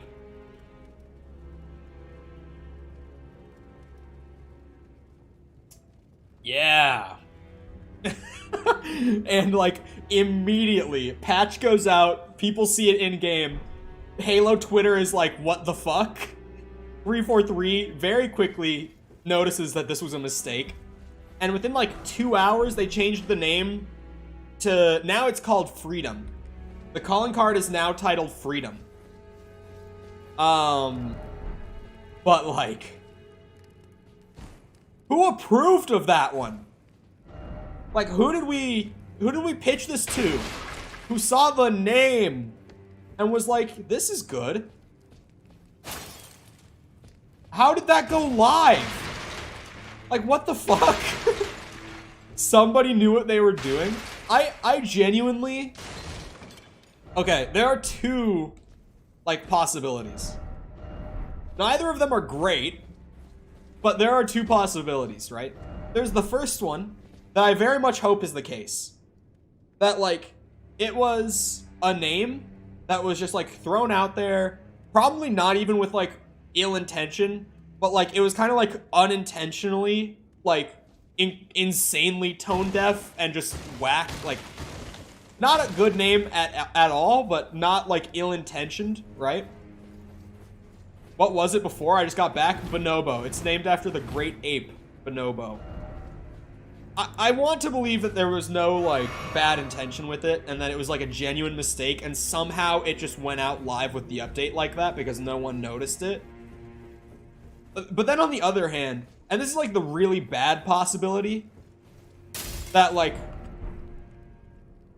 I know the industry, and this is a possibility, which sucks to say, but, like, it's very possible that it was named that as, like, placeholder, because whoever, like, did it thought it was, like, funny joke, and it just didn't get changed before the update went live, and something that was not supposed to go live did. Which, like, is a really bad thing to assume on them, like, on their part. But, like, it's very much a possibility for how that went down, you know? A placeholder. I do think, like, clearly, even if whoever named it knew what they were doing with it, they did not mean for it to go live like that. Because you will get fired. Right? Like, I definitely don't think, even if they did intentionally name it that, knowing full well what they were doing, that they meant for it to go live with that name. There's no way that that's the case. Go back into the first room you entered? The first one I entered, or the first one that, like, I was brought into when I teleported here? But hello, Ozzy, how's it going?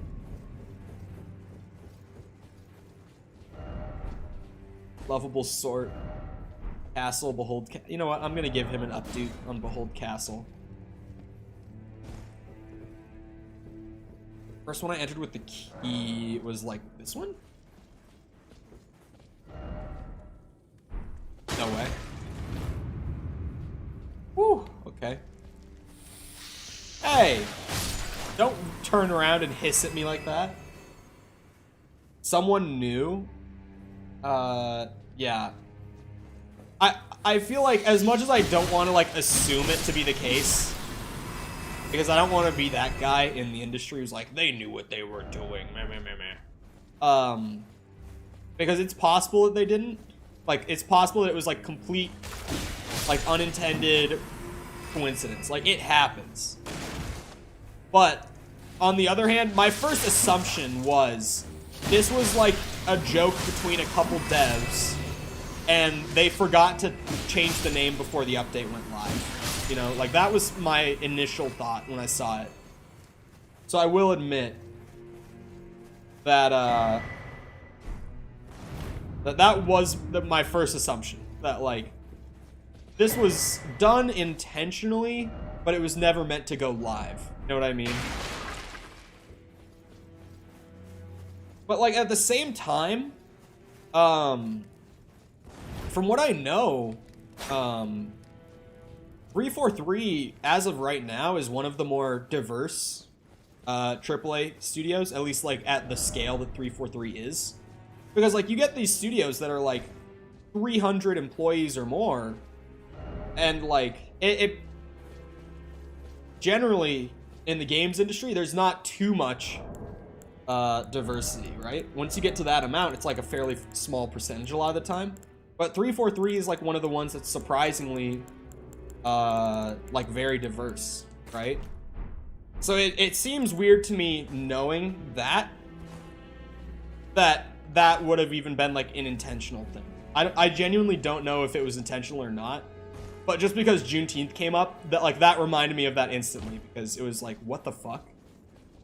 Opinion on Magic is like, it's fun. Like, I like using Magic. I feel like some Magic builds that are like really broken, like obviously, yeah, it's like making the game really easy, whatever, blah blah, but like Magic is just fun. Like I have some Magic on. I wouldn't say any of the Magic I have is like broken. Ow. But it's definitely pretty strong. I would say the most broken thing I have is Moonveil. Like, for sure. Activision is also one of the more diverse, like, very large studios. It's like, of course we all like shitting on Activision, because they kind of deserve it a lot of the time, but like, in all fairness, they are one of the more diverse, like, very, very large entities in gaming right now. Someone kill who? Horrendous serpent? Am I missing something right now? I feel like I just missed something. Was this even the way to go for my rooms? I think it was the other way. I think I did not lose them down the staircase. But these slugs had it coming. These bitches had it coming. Oh yeah, this was not. But Activision is fun to make fun of. I will agree. Because, again, they deserve it a lot of the time. Like, they really do. Madness required.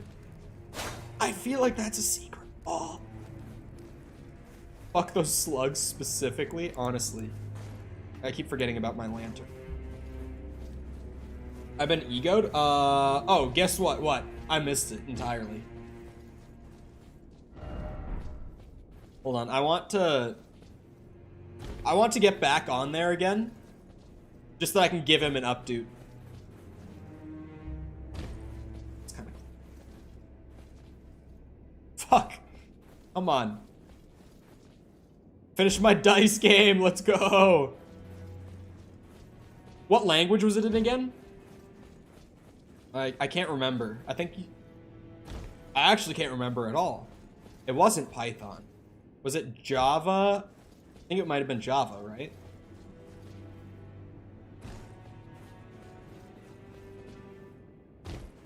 An update? You called it an update once after I was saying, like, Because I was saying like upvote originally, and then you said updoot like as a Reddit joke, and then I've been calling it that ever since because I thought it was funny. Elden Ring really is just a giant Reddit game. Let's be honest, boys. These messages everywhere, they're just like posts on a Reddit thread. Fuck! Why is this one so hard for me to get on? God damn it, I give up. I got there once. I'm satisfied. My boy gets no updo. Java using Eclipse? Oh. I don't like Eclipse. I barely used it though, to be fair. Because I used it a bit, and I was like, eh. Visual Studio better. And, like, I've barely used Eclipse, but I'm not a fan. Oh, Grace, what the fuck? Elden Ring is a Reddit mod, true. This is just all being played on a Reddit thread in real time. Oh.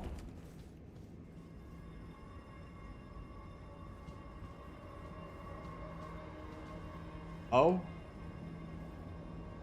Yeah, we'll come back to this. I want to go and get the map first. But I will come back to that. Sorry.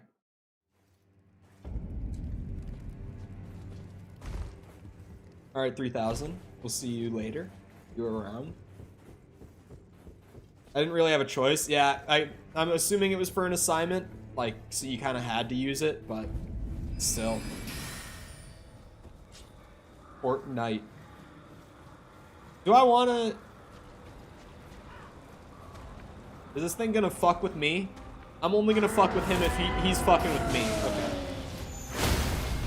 Oh my lord.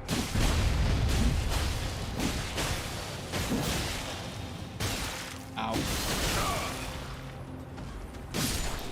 Dude, the dual wielding, like, DPS with the cold and the blood lost together.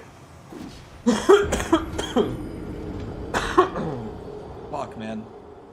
I hate how even after I've been, like, feeling so good from being sick for, like, days, I still have this cough come back up here and there. That is the 4th can of the Rock energy drink dead.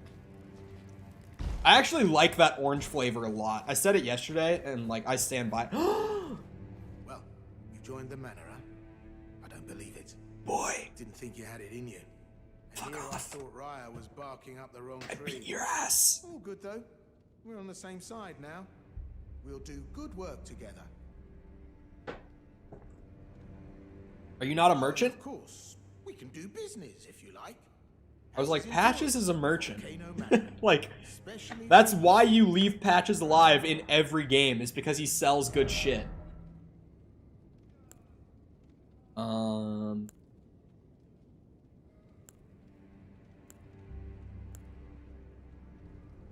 Oh, I have 0 runes. I was like, why can I not buy this cookbook? Duh. Oh, he has a key. I'll buy that. I'll definitely buy that. Really has nothing but a key and a cookbook. And I guess, like, Margit's Shackle for early game, but, like... Cheers for that. Yeah. Alright, so I'll clear these guys out, and I'll probably have enough for a level and, like, buying that key and cookbook from him. Patches should get mod. I like Patches. I like him just because he's such an oddity of, like, a character that returns just in all the Souls games for no reason. Like, he's one of the characters that after playing Demon Souls, it was, like, really odd to see him back in Souls 1. So he's in those 2. I know that he's in Dark Souls 3, because my buddy who got me into FromSoft is, like Souls 3 is his favorite. Well, now his favorite's Elden Ring, but it was his favorite. And I just know from him that Patches is in Souls 3. He's in this game. There's no way he's in Bloodborne, right? Sever said L plus stolen from Twitter.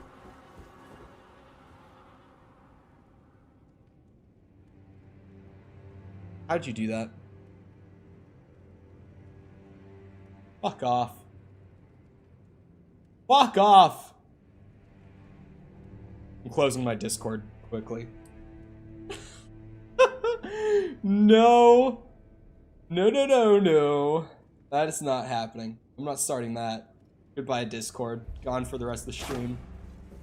I just had it open in the background. I have the Discord server muted, which is why it was so weird that that even came up. I was like, that's not... audio played in stream. I closed I task managed it. The fuck? This time.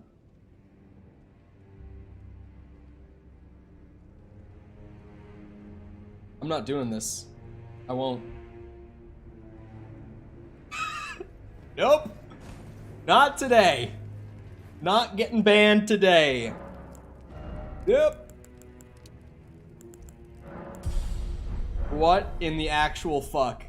I have the server muted. Sepper said Cole is a big fat and loser. Real. I task managed Discord shut and it still played.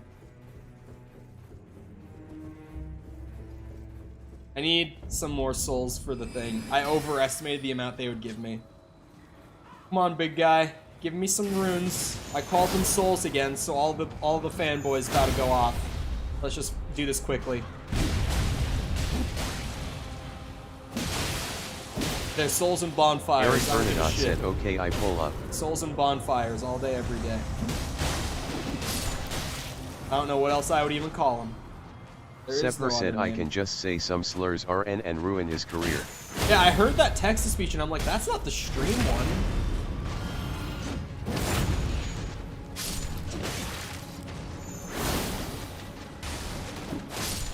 That was interesting.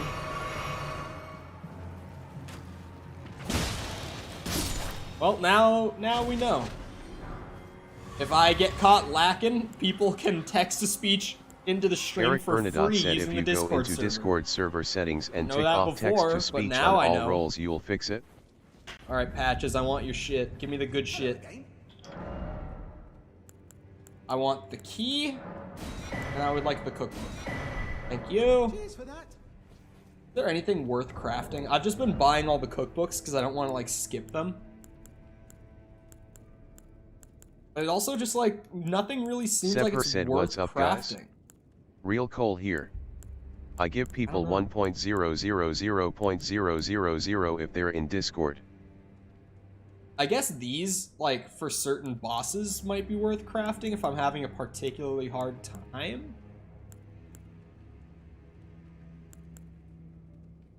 I'm gonna do some mod moves for a second. Turn off Discord TTS for Sepper. That thing we can do? That's an easy solution, huh? That one, or... I actually didn't. That wasn't sarcasm. Like, I somehow just didn't. Sepper said, I know. In my immediate panic. Yeah, like arrows, I was thinking I was gonna craft a ton of, but I ditched the bow at this point. Can I use Reese's on Moonveil? I have a lot of these, so no, I cannot. I figured I couldn't because I know in like Demon Souls, Dark Souls, you can't use like what's it? Can't use like Sepper said Cole's pin code is 3089. Souls, for example, like if something has an elemental effect already on it, you can't use a consumable to then put another effect on it. So I figured I wouldn't be able to. So like even those aren't really worth crafting. Unless I might just keep getting the cookbooks like as a just in case thing. But it kind of seems like they aren't really going to be all that useful. Oh, it's an invisible one. Wait, where is he right now?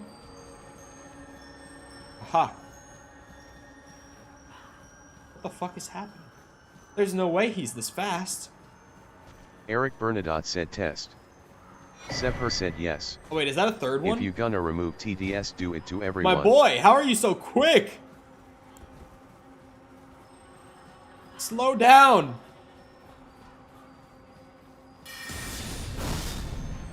Fucking shit. Did he actually just sidestep me? Oh my god. What the fuck? How am I supposed to... Do I just have to, like, learn his path or something? Alright, easy solution. He's gonna come through here, and I'm gonna be ready. He has a path, and you're supposed to cut him off, because he is speedy. Sepper said Cole. Absolutely. I know you can hear me. Zooming. Look at him go. Just give Like, me he's the money so you fast. promised. Is this a good moment to say that if you've been enjoying the stream, Eric Bernadotte it would said be we super roll huge has if you left a like, TBSU. because it actually helps out a ton. Aha! Gotcha, bitch! Barely, but I got him. I'll take it. Pop a quick flask. Sepper said LMAO. Are these just rocks? Oh no, it's a hand. I was like, what the fuck is that? Why are the hands all the way up here, dude? Why couldn't we leave the hands in like that Sepper one said magic sub to school and just stream. never use them again? That It's would have good. been so much better. Could we not? Is this... That's a hand. I'm killing it. I fucking hate them. I gotta make sure none of them leave here alive. If I see them burrowed under the ground, they're dying. Now I feel like this whole place is like a fucking minefield, dude. I'm watching for him now. Scared. I do not like the hand spiders. They they freak me the fuck out, is what I was going to say, but I just gibberished it.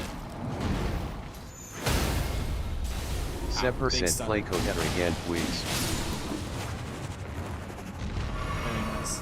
I can't remember who it was yesterday that said, like, wouldn't it put out more damage to just spam the dual wield than to do a critical strike? Whoever said that is a hero, because they were spot on. It just deals so much more damage to proc, like, frostbite and shit by spamming akimbo.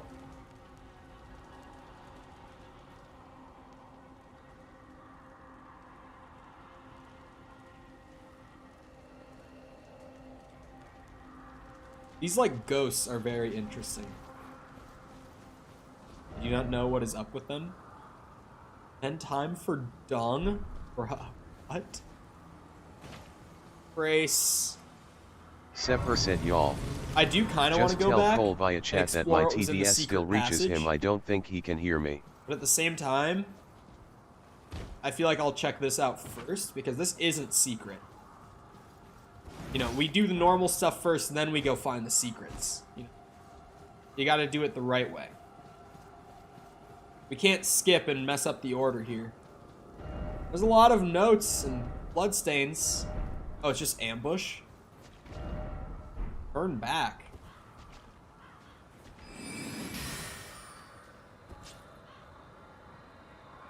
Sepper said evil laugh.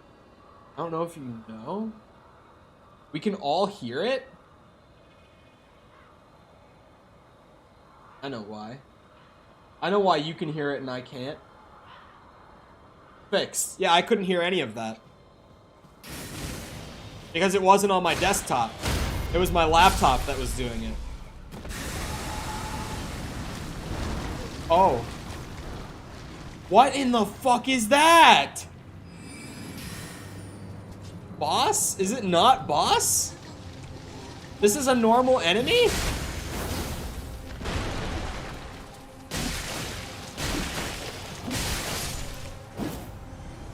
That's horrific. Fixed? I don't even want to know what was said. Oh my god. I feel like every day I complain now that it's way too easy to respec in this game and they give you so many larval tears. And I just keep getting them. Nothing bad? Good. Anything bad that was said, I will find you. This has to be a boss. There's no way, dude. Like, what the fuck is that? Okay, yeah. Ulcerated tree spear. Oh! I'm in its mouth! Get me out! Oh my god. Leave me alone.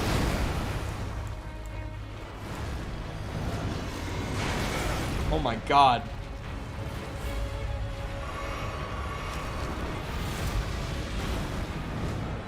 Oh, I'm back in its mouth. Fuck. Let me out.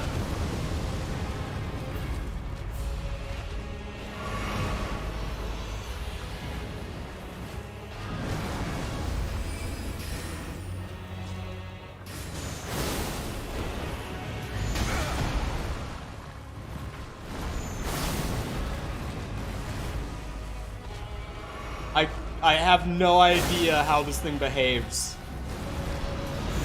It's hard for me to read.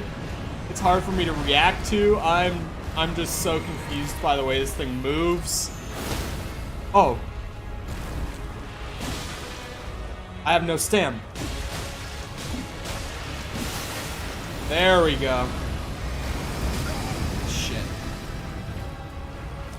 Proccing Frostbite is huge. Mikkel said that Frostbite like permanently reduces their defense for the rest of the fight. So I'm glad that I could get that off on a boss that's actually giving me way more trouble than I thought it would when I saw it spawn.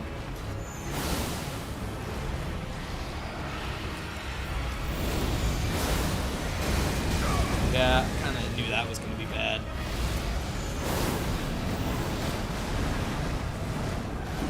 Shit. A little bit of that. I am all out of flasks. But I have a dream.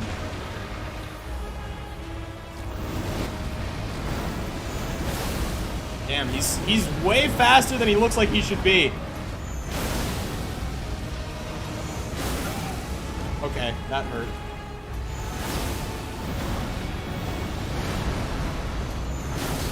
How are you not staggering? How much poise do you have? There we go. This is our moment. Oh, there we go. Woo. Mikkel trying to shadow ban me. Oh, tears. Actually, that's kind of nice. Maybe I should check out, what's it? My physics setup. Because earlier I was complaining about how my build is, like, fine, but it's not, like, awesome. Yeah, first try. Just gamer things, you know. Ow. Ow. Think I could kill him? I think I could kill him. Oh, he's one of the bow ones. I can absolutely kill him. There we go. Oh, flasks. Beautiful. Okay. Go down here. I would like this item as well. A key. Very nice. We love keys. I think at this point, I'm going to go back up this one out back and explore what was out there.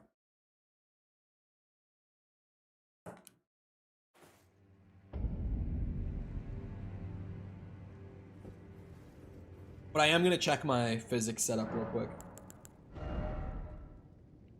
Like, both of these are good, but maybe the Dex one isn't, like, amazing. What?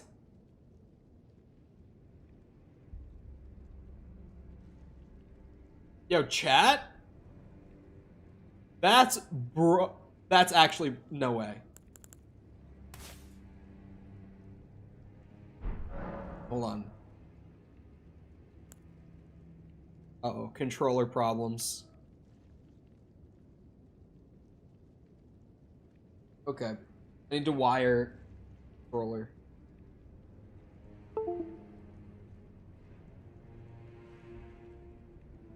I'm wiring it.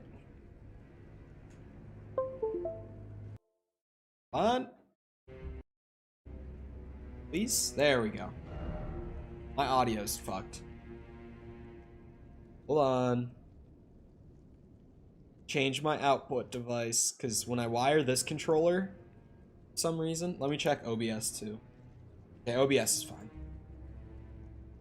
When I wire the PS5 controller, for some reason, it always overtakes like all of my other audio devices. So wait, this thing also boosts magic attacks in mixed physic. I avoided this before because I read it and I was like, oh, it boosts my spell damage. But now I'm realizing that this probably boosts my Moonveil damage, right? Am I correct in that assumption? Because that could be an insane combo. Like eliminating all of my FP consumption while I have Physic on, and also increasing my Moonveil damage along with it. Just could be absolutely broken. I think I'm gonna try that. So I'm completely changing my Physic.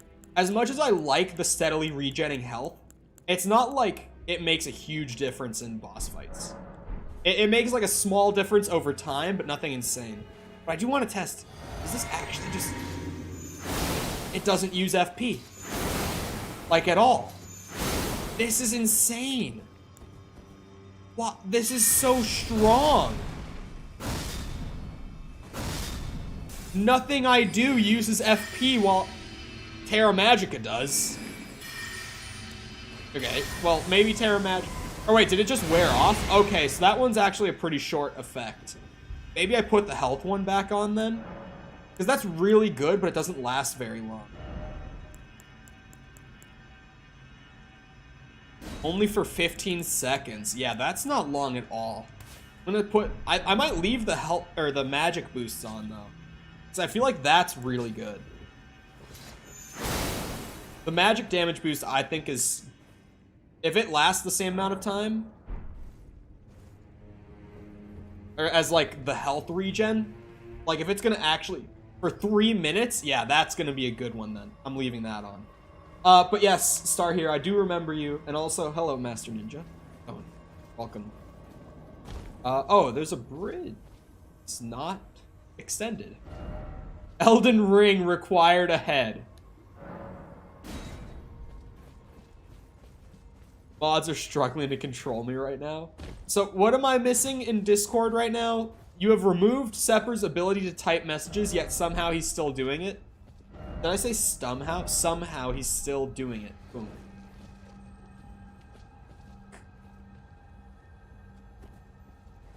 That is one fucked up dog. Dumb bitch. Oh. Got his ass. Some big stutters. Seek bird? It's a literal gecko. What do you mean, dog? I just haven't said the fucked up dog joke in a while, and I saw that thing and I was like, this is my opportunity. I'm actually so sad that didn't kill either of them. What the fuck? Oh! Ambush!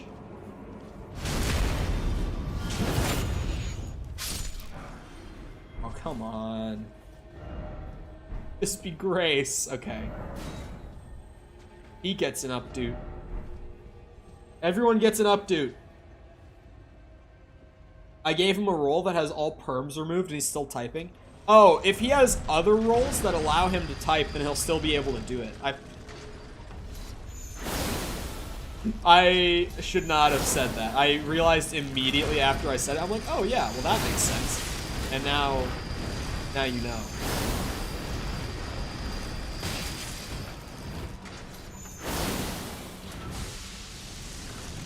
Okay, that's not.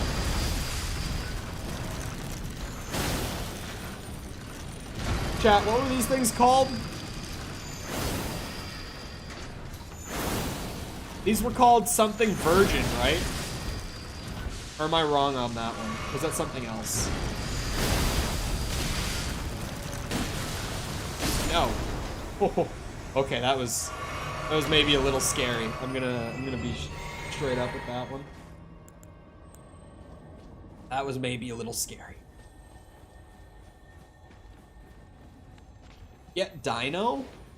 Abductor Virgin. That's right, they were called Virgin. Was that a fucking dog trying to bite my ass? I hate the dogs in these games. In like all the Soulsborne games, I hate the dogs. I can't be alone in this. Surely I can't be. Oh, another dog.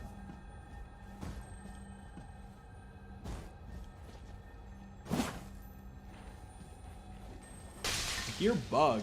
There's the bug. Okay, good. I got it before it went off. Oh, wait, no. Fuck. I need the 6, not the 5, right? Damn it. I already had a 5. Oh. I need the +6, or not the +6, but no, I need. Oh! Oh!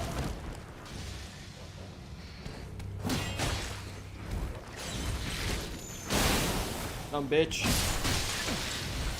What is hitting me with the poison? Oh, wait, I'm dead.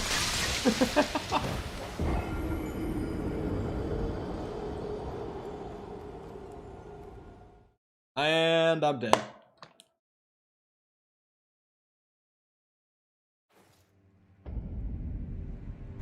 There goes the cap to my gallon of water. Just... I hate when something falls under your desk, and it doesn't just fall down there, but it rolls all the way to the back, like against the wall. It's such a pain in the ass. It just... It's such a moment of pain when it happens every time.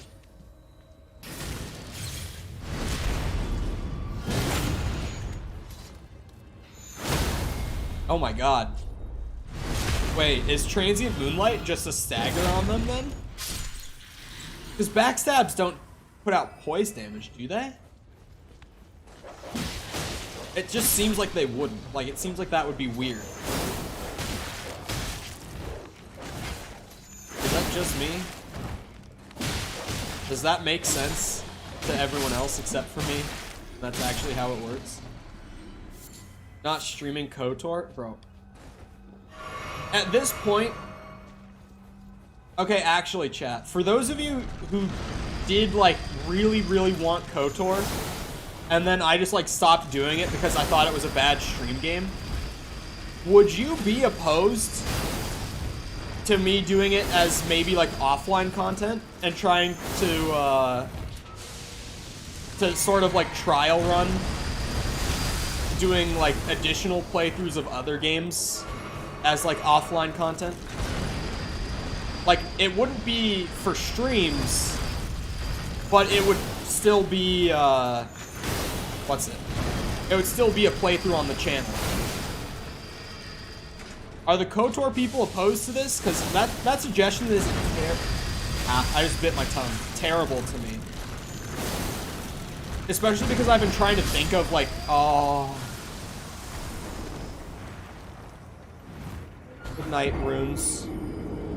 You'll be missed. Almost all weapons deal poise damage, whips don't? Okay, so even when I'm backstabbing then, it's just dealing like standard poise damage on like the Moonveil, I would assume. You just got virgined? God damn it. No! This can't be happening to me. Okay, yeah, no. Transient Moonlight, it does not instant stagger them. Because I was like, that is actually nuts if it does. Oh, shit. Gecko is friend. I might try doing KOTOR as an offline content thing. Killing these dogs just because they deserve it. But their health is so high. Like, it does genuinely seem like it would be in my best interest to not go down this little alleyway. But fuck those dogs.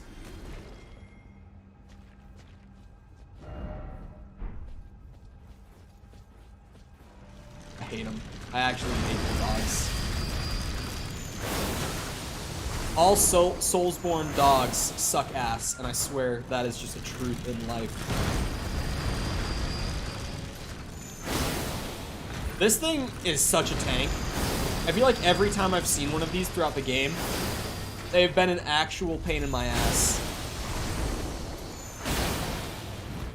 Aside from just being scary as shit with their tentacles and... Ugh. Hate them. The 4 skins only had 3 members? That's not true. Oh. Wait. Who all has the role on the server?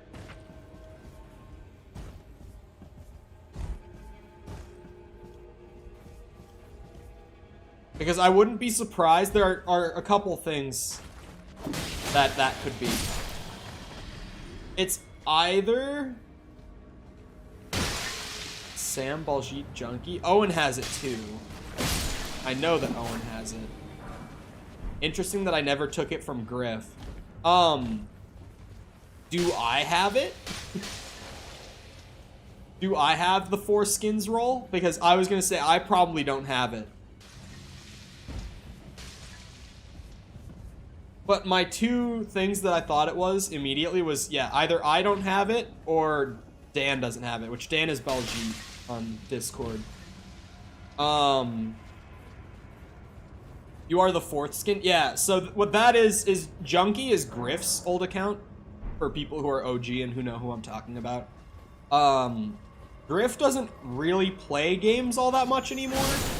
He does play some games, but he never really plays games like with us. Like when he does play games, he's playing like Fallout 4 with like new mods that he installs every time he replays the game. Because Fallout 4 is like his favorite game ever. Which I disagree with on like a moral level. You're not allowed to like Fallout 4 here, by the way. You're just not. If you do, just know that you will be ridiculed if you like Fallout 4 by me. And me alone, probably. Because a lot of people seem to really like Fallout 4, and I have no idea why. Anyway. Ah! Fucking dog bitch! What? Jesus! He almost killed me!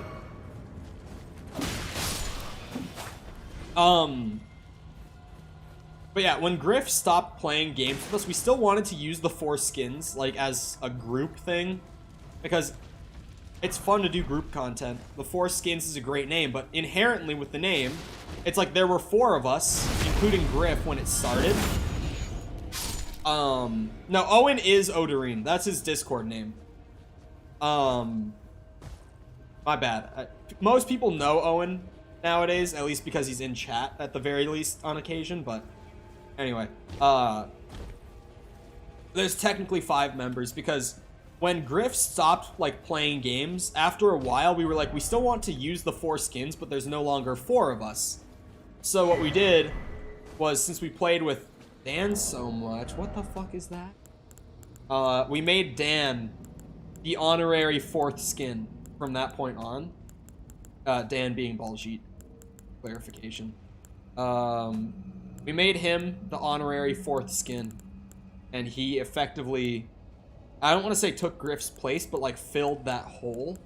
Is more like the, like if Griff wanted to do a piece of group content with the 4 skins, we would do it with him. But in Griff's absence, we have filled the hole with Dan. Owen has test roll, not 4 skins. Oh, okay. The test roll is exactly what it sounds like. There's a secret, or no, I don't think I even have it anymore. I used to have a secret text channel on the server where I would like test announcements if like embeds were gonna be weird or anything. But that was mostly back before I knew how to use Discord. So I think I deleted that a long time ago, and now the test roll just lives on, I guess. Yeah, I don't know. I gotta get that, whatever that is. Shit. I was running into the corner thinking I was like sliding off to the side. Hold on. I gotta get under there. Up on the rooftop, because item. How the fuck do I get onto that rooftop? And what's throwing? Oh, it's those guys that are throwing the poison bombs. There's another gecko. Oh, shit. Okay, I see the way. It's like a whole winding path.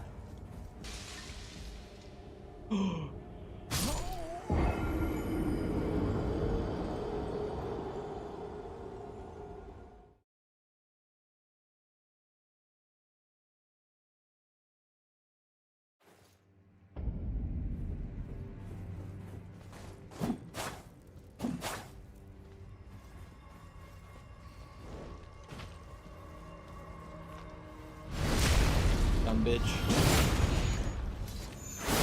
Uh-oh.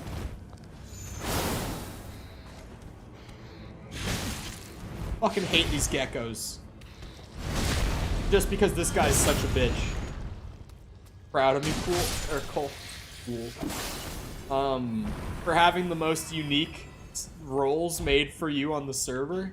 I feel like in the context of what those roles are, I'm not so sure if that's a proud moment or not. Gonna be honest with you. But maybe. Maybe.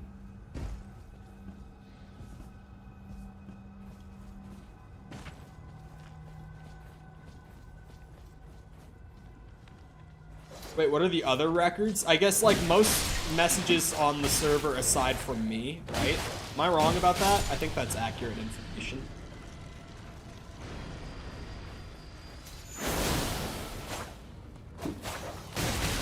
Ow, ow, ow, ow, ow. My 12K.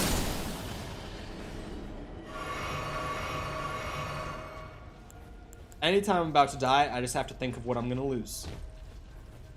Instant recovery. Vroom, vroom. Souls. Then it's probably better to drop from this wall than to try to jump the gap. Both like fall damage wise and just in terms of me not dying. That is probably the safer bet. Just all around. It's gotta be the safe way. Okay, that's the shit right there I'm looking for.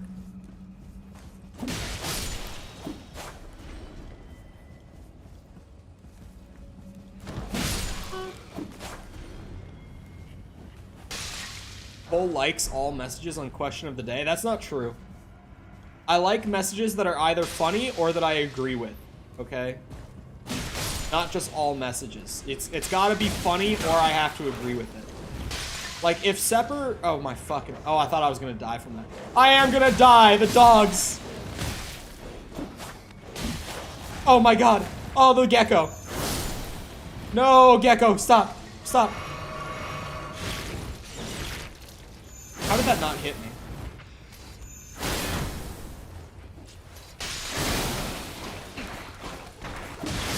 Tank the damage.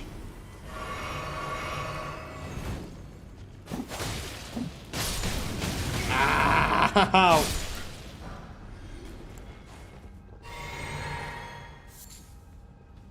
Mostly funny for me then. You have to either be right or funny.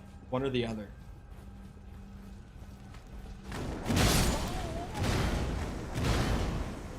This game hurts.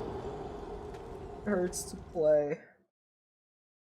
I'm also just sitting here thinking about offline content now because you have me thinking about it again today. You agreed with being a pirate being the better option? No. I did not actually. I think ninja is way cooler than pirate. Personally. I don't remember who said the thing about, like, pirates being, like, slaves to their boss, essentially. But I thought that that was very funny. It had very strong, like, Sigma grind set vibes. It was like, oh yeah, good job, pirates. Now you're a slave to the man. Look at you. Not free like the ninjas are. I thought whoever that was, whatever it said exactly, I thought that one was funny. No one said that? The fuck? Oh, really?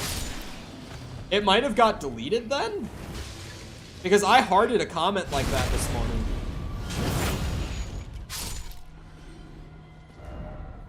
Who was it? Who deleted their comment from question of the day? But I mean, yeah, like, of course pirates have shitty living conditions. Like, they live on a ship. And, like, they're a collective of outlaws.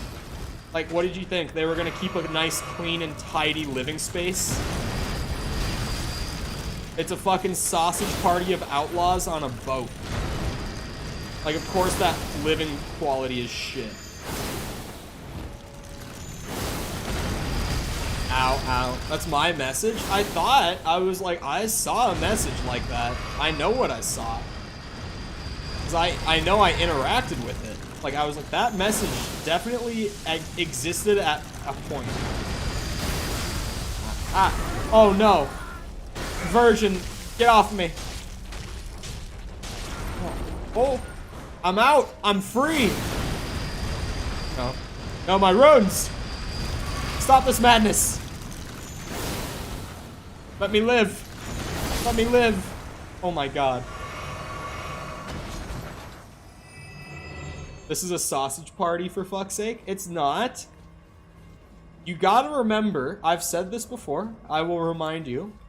We, as of like the last 28 days, which is like the standard YouTube analytic period, we have like a 9.8% female demographic on the channel across all of our viewership.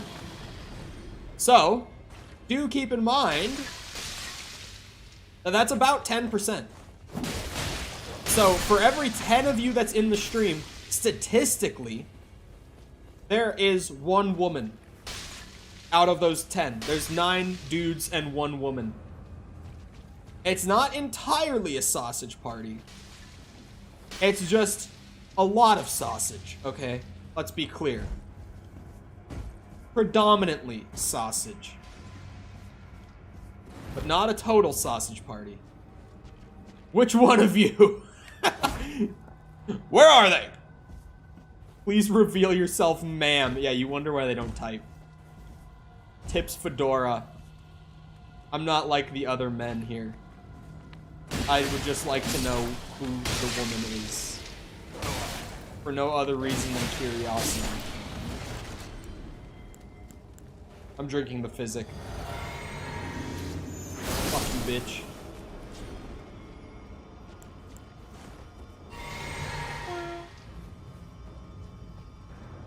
There are my runes. Oh, runes. As a Discord mod, you're required to hit up my DMs. Bruh.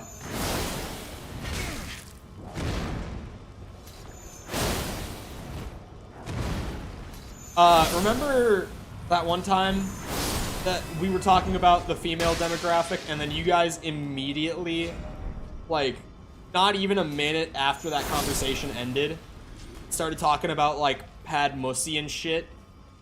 And I was like, you wonder why they don't talk? Just remember stuff like that.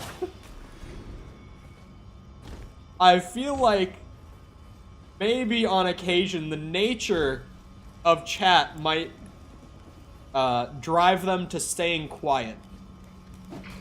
Just saying. No, it wasn't pad mussy. It was when I was first at the magic school, and there were the hands, and someone said hand dussy. And I said, you guys wonder why the female demographic is so quiet. And I think it was Shelly that was there at the time, who just, like, put the crying laughing face. And I'm like, you see? You are the reason they are quiet. Skill ahead my ass. Don't throw me under the bus. I don't know who it was, but it was certainly someone. I remember it well, because it was funny. But I do remember.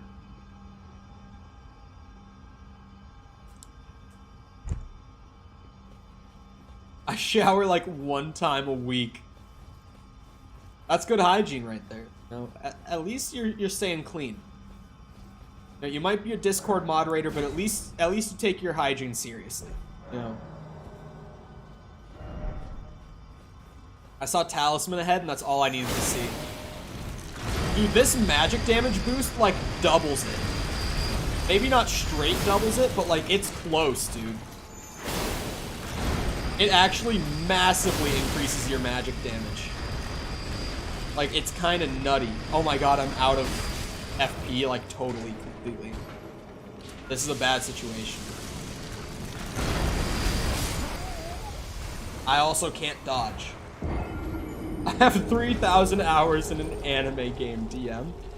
Unfortunately, the anime game he's talking about is not Valorant. Don't get your hopes up, ladies.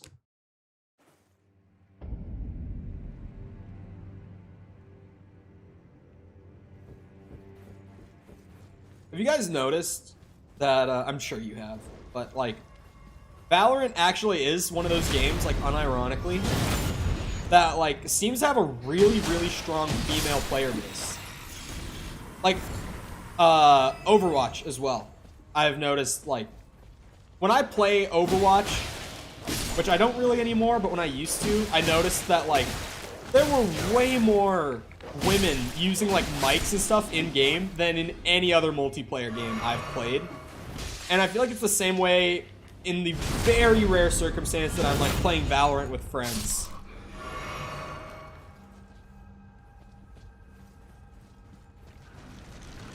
Watching us talk about females.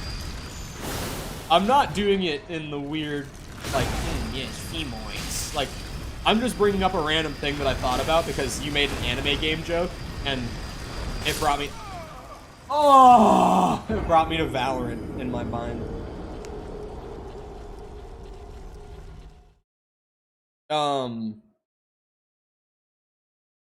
I think Valorant is markedly more attractive of a game to play than Persona. I think Valorant is, weirdly, it seems, one of the most attractive games to play.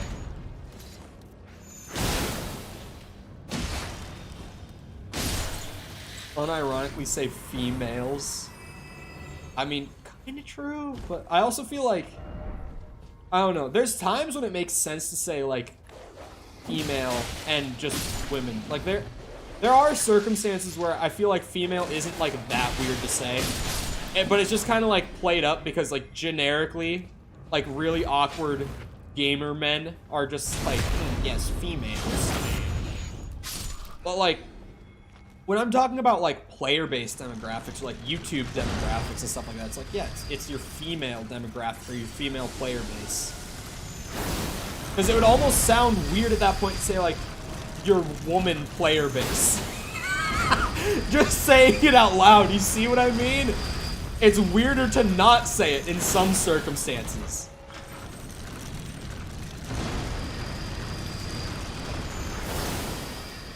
I love how I said it out loud and I immediately just had to laugh at it because it sounded so goofy. Your woman demographic. You see what I mean?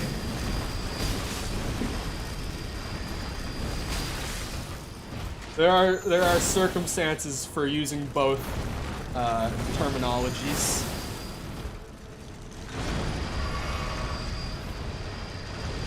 YouTube. Ah! Die! Please! No! Oh! Why does this area have two of them? I can't leave it because they drop a lot of souls. I just can't bring myself to leave it alone. I'm always greedy for runes. Runes? Not souls. They are not souls, they are runes.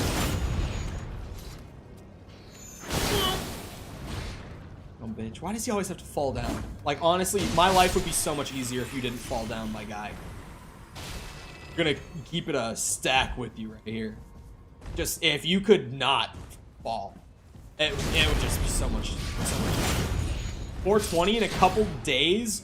Bro, why do you underestimate me so much?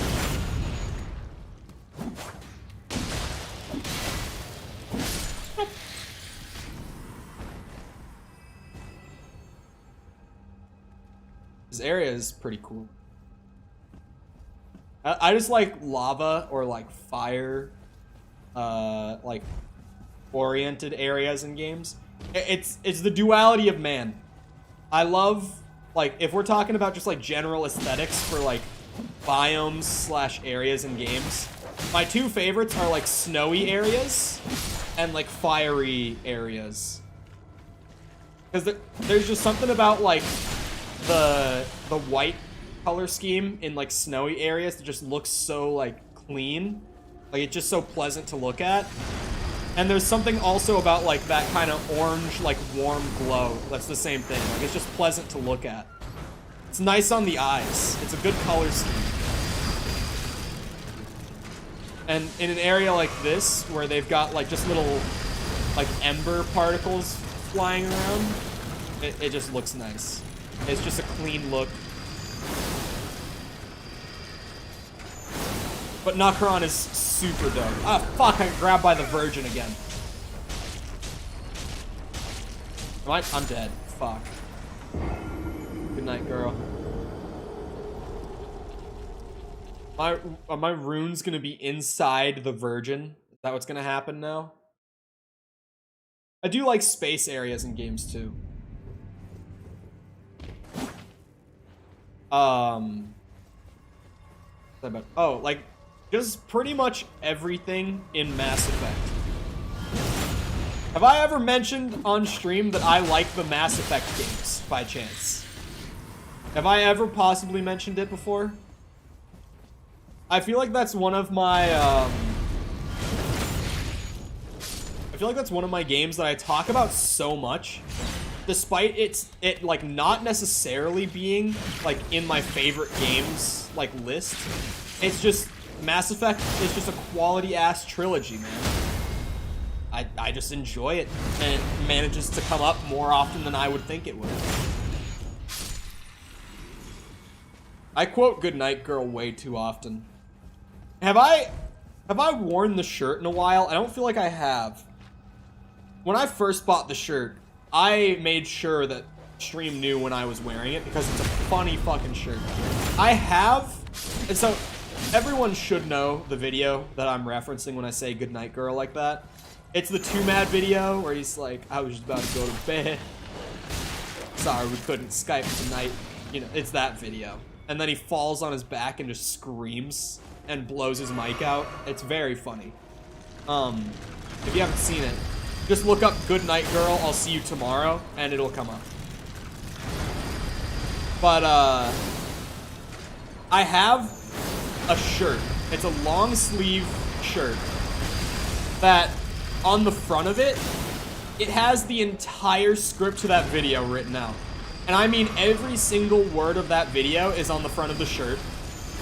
And then on the back, it's like a collage of pictures in a timeline. Like they just boom, boom, boom, boom, boom, right? Like, it's like a timeline of images of him falling on his ass after he says, "Good night, girl, I'll see you tomorrow." It's such a fucking funny shirt. And I spent too much money on it. It was like a $30 shirt or something. But so worth it. Like, it's a hilarious fucking shirt. Mass Effect is so good. Actually, I've been wanting to pick up the Legendary Edition, like the trilogy of them with the remasters done. I feel like the first game, like 2 and 3 hold up pretty well visually. It's not like they look amazing by modern standards because they just don't. Actually, I would say 3 looks really good, but 2 maybe like, 2 still has its rough edges graphically, right? But like, especially the first game, it kind of needed the remaster, you know?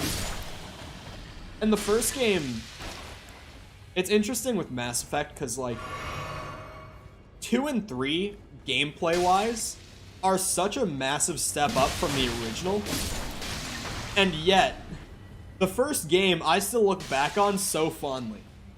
Like, I still love the first Mass Effect, even though 2 is like elite and 3 is almost as good. It's those games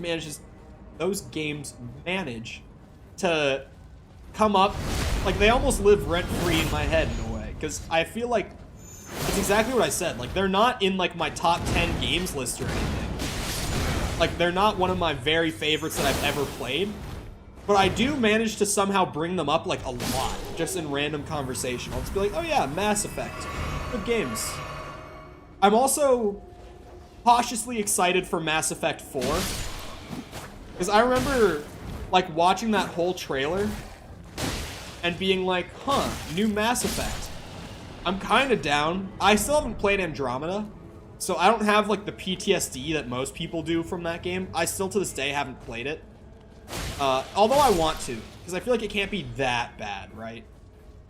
Like, it can be nowhere near as good as the trilogy, but it can't be that bad.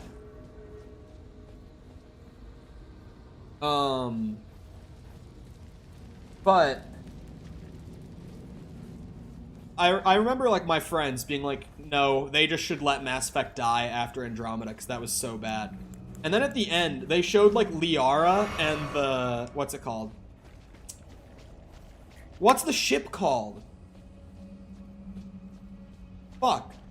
Why can I not think of it? What's the ship called? In my brain, I'm thinking Nostromo from Alien. Like, what the fuck is wrong with me? I can't think of what his ship, of what Shepard's ship is called. Their ship, because Shepard can be either, but every time I've played Mass Effect, I've played as male Shepard, because guess what? Dude. I like being, or I like feeling like the main character is me in RPGs, so I very, very rarely play a female character. Although I will say, as I've gotten older, I've started to do it more and more. I can appreciate the take that I've heard from some people. It's like, if I'm gonna put a shit ton of time into this game and spend that long looking at my character, why would I not make it the gender that I'm sexually attracted to? And make, like, my character super hot? And I'm like, you know what? You make a good point. Especially with, like, MMOs, like, people who actually play a lot of them. They're like, if I'm gonna sink hundreds of hours into this character, I might as well be attracted to them. And I'm like, you know what? I can't really argue that. You kind of make a good point. Honestly, I don't need to kill everything in this area, but this area is kind of nice for souls. I feel like I shouldn't. I feel like I should just go and run to where that second virgin is and just get whatever talisman is in there.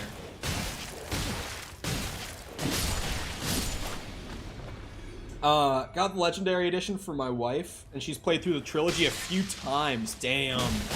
I think I've only played through the whole trilogy probably 3 times. Like, in total. That being said, I've probably played Mass Effect 2 like 5 times. Like, I've probably played 2 a couple of times without even playing 1 and 3. Like, I've just played 2 again.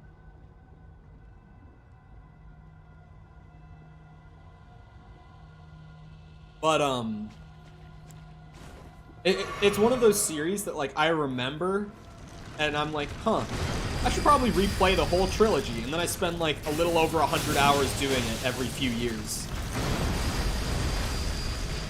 Mass Effect, if you have the time to, like, sink into playing the whole trilogy, is so worth it. Like, even today, if you've never played it, so worth it. That trilogy is great. But when they announced 4, I actually was super hyped, but now, that was like, what, 2 years ago that they announced 4, and we've gotten nothing since. Like, not a peep about it. Did I just die? Oh, yeah, you're right. It is good for souls until I lose them! I feel like this area is slightly too difficult for me to farm runes in. I'm just not good enough or patient enough to actually farm runes reliably here. Honestly, fuck it. I'm just gonna grab that pile and run. 2, I think, twice, and 3 only once. I know a lot of people who have only played 3 once.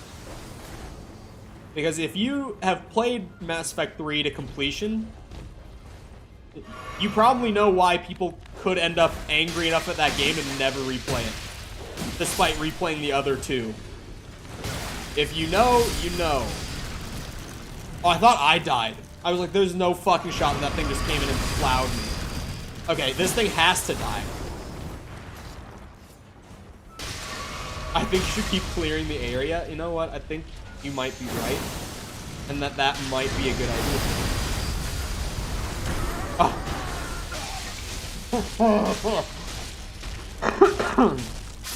Try dog.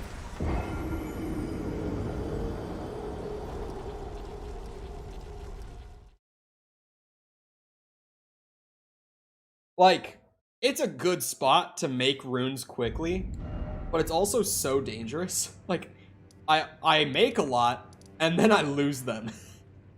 And it doesn't take long for me to lose them. There's a tunnel all out there.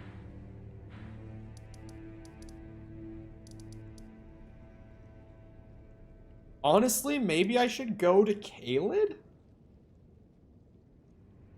Okay, wait, chat. Tell me straight up. What's like an earlier area, so to speak? Like, if you were playing through the game and you were trying to like clear either Altus Plateau or Caelid, which one would you clear first? Because I know like pretty much everyone who watches these streams has beaten the game at least once. Would you go through and clear out Caelid and do all the stuff you want to do there, or Altus Plateau first?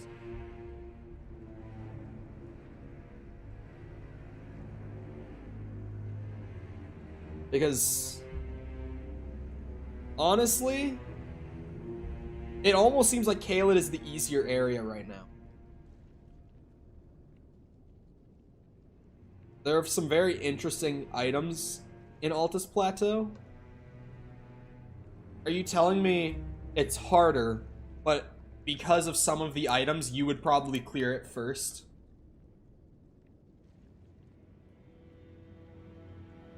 Because I know there's stuff like that in, like, Demon Souls, for example, like, for people who know what I'm talking about, who have played it.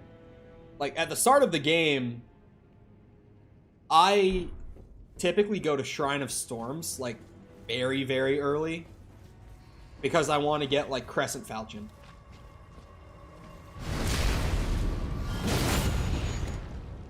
I'm just a little farther so I can actually watch with no spoilers. Nice. Weeping Peninsula was an interesting area. You should go church hunting? Okay, yeah. So someone at some point said, "Why are your flasks only +2?" To which Mikkel then responded to that person, "He hasn't found many churches." That might not be a bad idea. What churches have I found that had, like, flask upgrade? Because I think... Let's see. I think there was one after the castle there. I think there was another one in maybe Liurnia? I don't remember where the other one I found.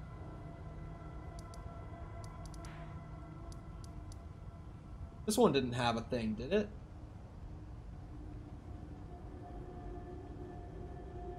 Altus and Caelid are pretty similar on difficulty? Yeah.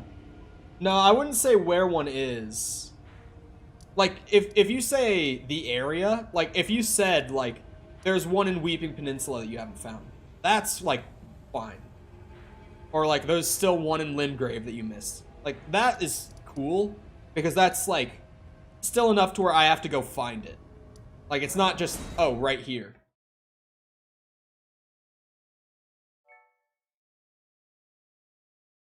You know what I mean? There's 12 churches throughout the lands between. Okay, so I found 2 of them, which I'm just assuming because I have +2. So, safe to assume that I have 2 of them. I mean, there's this structure. Like,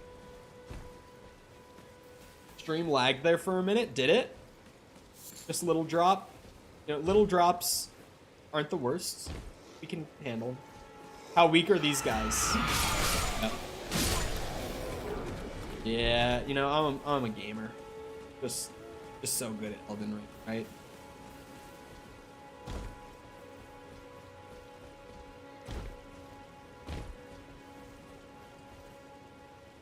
You should be at +6 on flasks? Okay.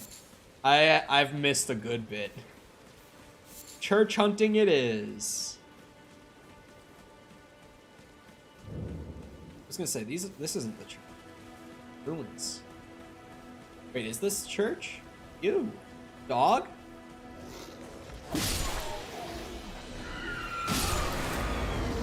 Hello, dog.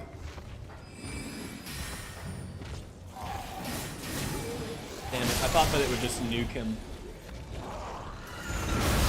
Oh boy.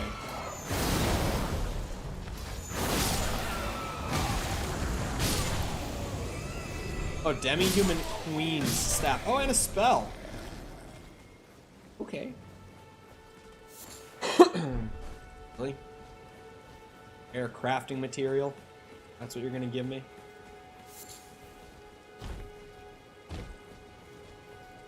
Within the first 2 hours? Fuck off. Not on your first playthrough. No way. Press X to doubt. Oh. Oh.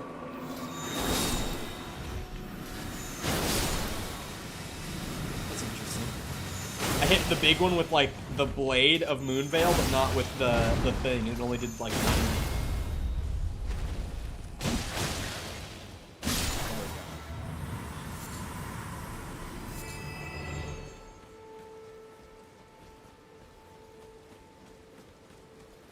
You're way open. Yeah, no. This is like fucked. Thing up there. I mean, I know I cleared all the bosses in Weeping, so like, even seeing that statue, I don't feel like I need to go and check it out because I know that I did bosses. Unless there's just smaller things like talismans or things of that nature that I missed. Like, I have Weeping pretty much cleared. I missed this because it's so far out of the way from like all the bosses and shit in the area. The exploration is really good in this game. I just get very like tunnel visioned on what I feel like I'm supposed to be doing. You know what I mean? Like, I get going in a direction or like a quest line progresses and I'm like, oh, this is what I should be doing. And I just spend so much time doing that. Ah, there we go.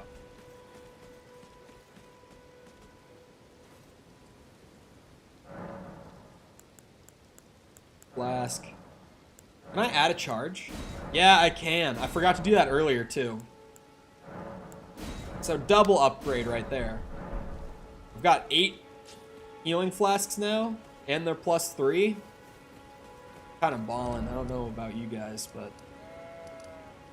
pretty good. That looks like it could be something. Maybe not a church, but certainly something. Honestly, that's what I should be looking for. Is just like buildings that I don't have marked or anything like that. Well, buildings that seem like unique in some manner.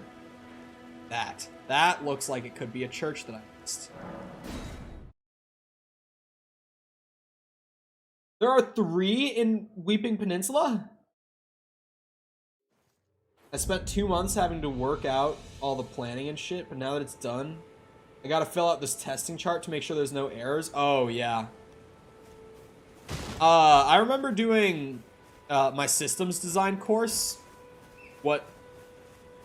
Saying like what year I was in college was kind of weird because I was only there for 2 years, but like there's still obviously like, you know, you have your freshman level, sophomore level like classes. I think it was either late sophomore or early junior level. I did a systems design course where I had to go into an RTS game and mod the game for an assignment. Like, we had to make meaningful system overhauls or changes and like balancing updates for like an assignment near the end.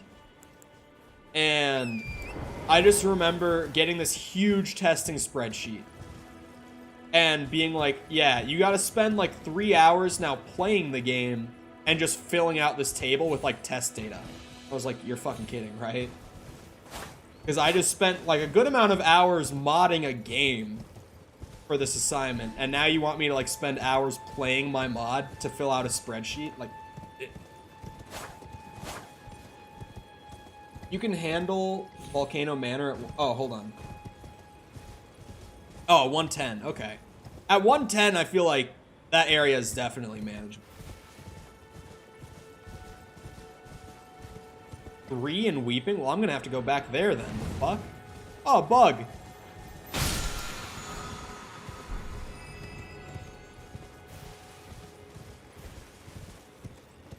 Can you talk about game design more? We never hear you talk about game design.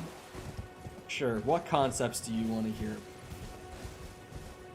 There's a lot of boring ones.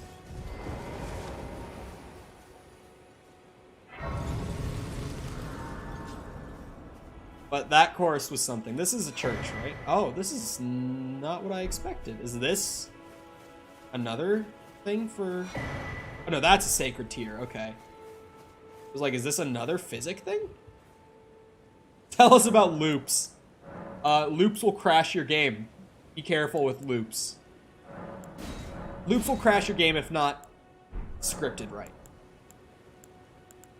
I don't mean gameplay loops, if that's what you meant. But no, that's terrible. That's actually a shit physic thing.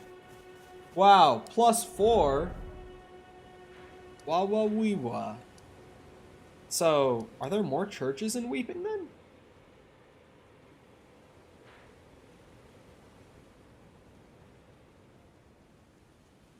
This is a large structure that's not marked, which makes me think that that's a church.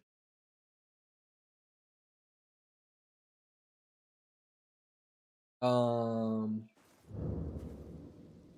want to hear about the game you're making, the one where you won't last 20 seconds or something.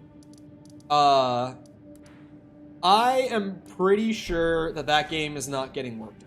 So I've mentioned a few times recently that I'm not on the team, and that they are kind of weighing their options right now, but they're definitely leaning towards scrapping the project and starting something new. They're just not really liking where the project was at, and frankly, I wasn't liking it either, and I was the systems designer, so if I wasn't liking it, no one was.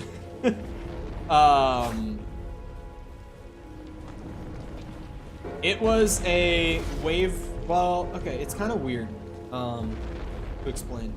It was a wave-based survival game, like horde shooter is probably the better way to put it. Think COD zombies or killing floor, basic thing. It was very systems heavy, had a lot of cool ideas, a lot of ideas that I really liked, because essentially when that was what I was given, and I was a zombies guy for a long time, I was like, how can I make like a zombies type game, or game mode, but like a full game around it, but make it more replayable. And if you've ever played zombies before, you know it's a little addicting. It is very replayable already. So I went very into if you've ever heard me talk about Path of Exile, then you know I love my build diversity in games. I've mentioned before that what I love in Demon Souls and Souls 1 is just starting a new character and trying a totally new build that I haven't done before. From +2 to +5 in like 6 minutes. Honestly, I don't know how I missed all of these. It's one of those things that like I wasn't gonna notice on my own that I was missing them. But once I'm told, like, go find the churches, it's like, oh, that's a church. That's gotta be. Just looking at the map, you know? There's a third one here? It could be that. It could be a smaller one. But that kind of looks like a graveyard, too. I don't know exactly. But right, it was very focused on build diversity and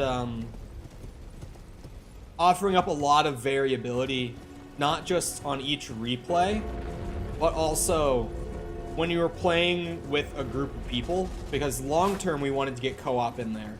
It was going to launch as like a single player thing, like you could just only play it alone, but we wanted to get networking and stuff in there eventually through updates. When you had multiple players in there, kind of like making different builds per game, per match, is kind of the best way to put it. It would have yielded very interesting results. It honestly would have made the game pretty easy until you get to a certain point beyond what we originally thought of as being like a high round, so to speak. But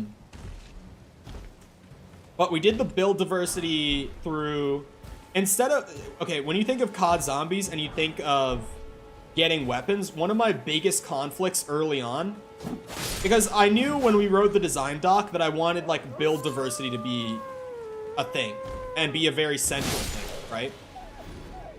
So one of my biggest conflicts early on was, for getting stronger weapons, do I want to do like a mystery box thing like what COD has? Or do I want to replace the mystery box with like a shop, kind of like the Killing Floor one, where you can just go in and look at all the weapons and they all have their own set prices and stuff, and you can buy exactly what you want. And ultimately we ended up doing that. Which, looking back, I might have done differently, but that's what we did. There was a weapons shop where you could buy whatever you wanted. There was a good bit of variety in weapons at the time that I left. I'm trying to think what all was in there. There were a couple of pistols. You spawned in with a Beretta pistol. And a knife. But then also, as far as pistols went, there was a deagle. And there was like an old school revolver, like an 1858. Is it this? Is there a church here?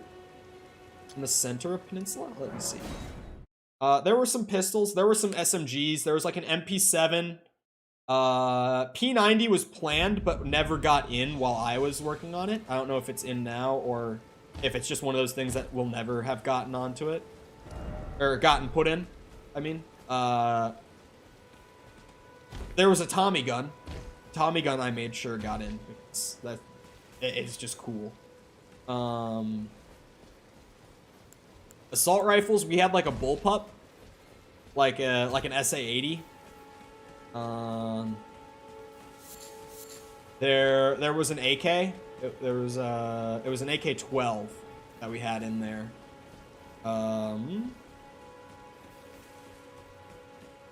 I know there was another assault rifle. What was it? What was it? Oh, it was a SCAR. We had a SCAR in there as well. That was like the high tier, like super high damage assault rifle. It was really expensive too, but it was broken. Like actually, there were a lot of weapons because I was doing the balancing. And for my guys who were around during the Zombies days, when they would like nerf weapons, and I would always be like, why would you nerf a weapon? It's a PvE game. Like, let players have fun. There were some busted ass guns. The Tommy gun was also busted. Tommy gun was busted. As was the Deagle. Like, there were some really, really strong weapons. We had a really fun melee weapon in there. That was a sledgehammer. That if you just use like the normal like primary fire for it, it would just act like a normal sledgehammer. But if you use like the alt fire, which was bound to the right click, or yeah, like the ADS button essentially. For people who are on controller, I'm trying to not just say like left click, right click. On that alt fire, you could buy ammo from the shop that was really expensive, and you could only hold up to 20 charges of it, I believe it was. But on that alt fire, you'd swing the sledgehammer, and it would have an explosion when it came into contact with an enemy. So you could buy like limited charges on this sledgehammer that would make it just go, and it would blow up a group too. The explosion was just big enough to where if you had like a little clump of zombies, you could actually just like pop them all out in directions. It was so fun. That was my favorite melee weapon. We had a chainsaw. That thing was a lot of fun too. But, you know, we had a lot of fun weapons. If the game is supposed to make you feel like a god against the world, sure, make busted weapons. Our balancing direction, I should say mine. I was the only systems designer. My balancing was less like nerf this weapon because it's too strong, or nerf this perk because it's too strong, and I haven't even talked about perks yet.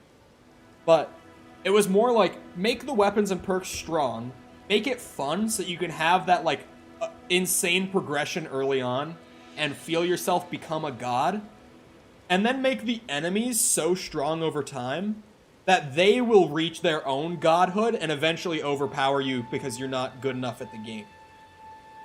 Which was really hard to balance right, but that was the direction it was going in. At like super high levels, it was getting pretty fucked to where it was less skill and just like, at this point you will not live because you don't have the stats for it, and I was trying to fix that at the time. But it's hard to try to like actually make it skill based rather than just straight stats. But yeah, it was yes, Sam, I didn't want to say it to you before you actually put some time into Dark Souls 2. My biggest problem, aside from just the game feeling weird, like the movement and the lock-on and stuff, like controlling weirdly, my biggest issue aside from that with Dark Souls 2 is that they completely misunderstood what made the challenge appealing in the first game, and just thought any challenge is good challenge, and just threw enemies fucking everywhere, like boom, boom, boom, group of enemies here, 2 giant strong enemies here. Like, it was just obnoxious the way they placed enemies in Souls 2. I was like, yeah, fuck this, I'll go play one of the older ones again. I'll replay. I really wasn't a fan of the way that they did enemy placement in Souls 2. It just felt, I don't want to exactly repeat Sam, but it felt like lazy and shitty. But back to the game, because now I'm on my tell-all about it. Perks were the biggest thing with build variety. Well, there was a real, okay, the system for perks, I'm trying to, let me figure out where I'm going next before I just ramble. Is that a church? Oh no, this is the spot that I can't go up yet because it's quest related. Okay. That definitely looks like a church though. Yeah, let me actually just, I'll go back to here. We'll just keep going here. So the perks were the big thing with build variety. Like, the guns were kind of your basis, but then perks is what I would generally refer to the system as, and the rest of the team would as well. But, okay, so the system worked as there were classes that you could pay into, and you could level up your class. Also done at the shop that could sell weapons. It was just done in another tab. There was like weapons tab that opened by default, because obviously at the very beginning of the game, most players want to buy a new gun rather than buy a stat upgrade, right? Or buy like ammo, which was also done in the weapons tab, stuff like that. Because you could buy ammo refills. But only between rounds could you even access the shop. There was like it depended on the map and the map size for how long the timer was. We had it in a system where it was per level. You could just set the variable. But generally, there was like a 45-second period between waves. It was like 45 seconds to a minute, like 60 seconds. But we also, right at the end of the project, while I was working on it at least, implemented a thing where you could open up the leaderboard that we had put in, and in the corner there was a skip button. So you could like go to the shop, do your thing, and instead of having to wait out like a minute-long timer if you did it really quickly, you could just say skip to next wave, and it would immediately drop the countdown to 5 seconds from whatever it was. But okay, so the player upgrade systems were my favorite thing that I did in the game. And you would be able to buy into a class. So, for example, there was like a melee class, right? And when you bought level 1 of the melee class early on, you would get like, wow, that's a heal. That's a big improvement, big success. You would get small things, like, I think it was like a 5% increase with melee weapon damage. It was, I think it was 5% per level. I'm not sure if that's, it was. I do know that's true. It was 5% per level. Sounds a lot like survival. Oh, wait, we're getting there. But you'd get, like, the melee perk, I remember had, a global 3% damage resistance increase, per level you bought. So it's a small amount, but when you're playing with melee weapons in a horde game, and you start to build up those 3% buffs over time, it's really, really nice, and honestly kind of necessary for someone who's going to be literally running into the zombies the whole game, right? It was not heal over time, also, I should say. Instead of doing heal over time, like regenerating health like COD does, we opted for, like, the killing floor heal system. So you had a button. It was bound to Q by default. And when you press that, you could pull out a syringe, and you wouldn't be able to, like, fire, aim, use items, anything while you were self-healing. But you would be able to, like, run and sprint at full speed and everything while you did it. But you'd pull out a syringe, and you'd shoot yourself in the arm with it. And, fuck. And it would heal 50 health. And, of course, by default, max of 100 health. So it would heal you by 50. And it had a 30-second cooldown. So it was actually pretty hard to keep your health topped up.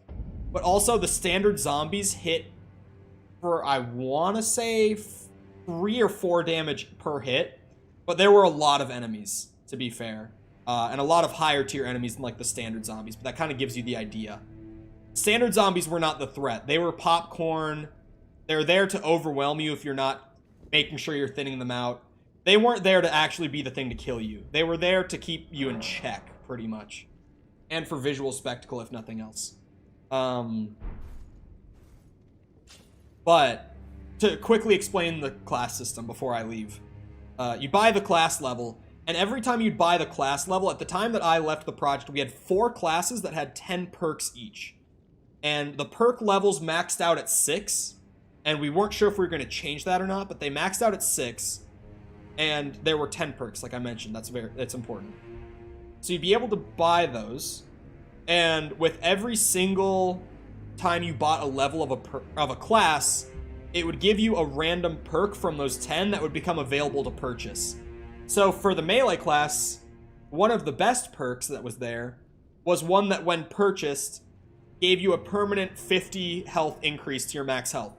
So if you rolled essentially every time you bought a level of a class, you'd roll a perk, and you wouldn't automatically get the perk, you'd still have to pay points to buy it, but it would become available. So if you rolled this perk, and then you bought it, your max health would go from 100 to 150, because again, you're a melee class, you're literally running into hordes of zombies. Like, you need that big health buff, right?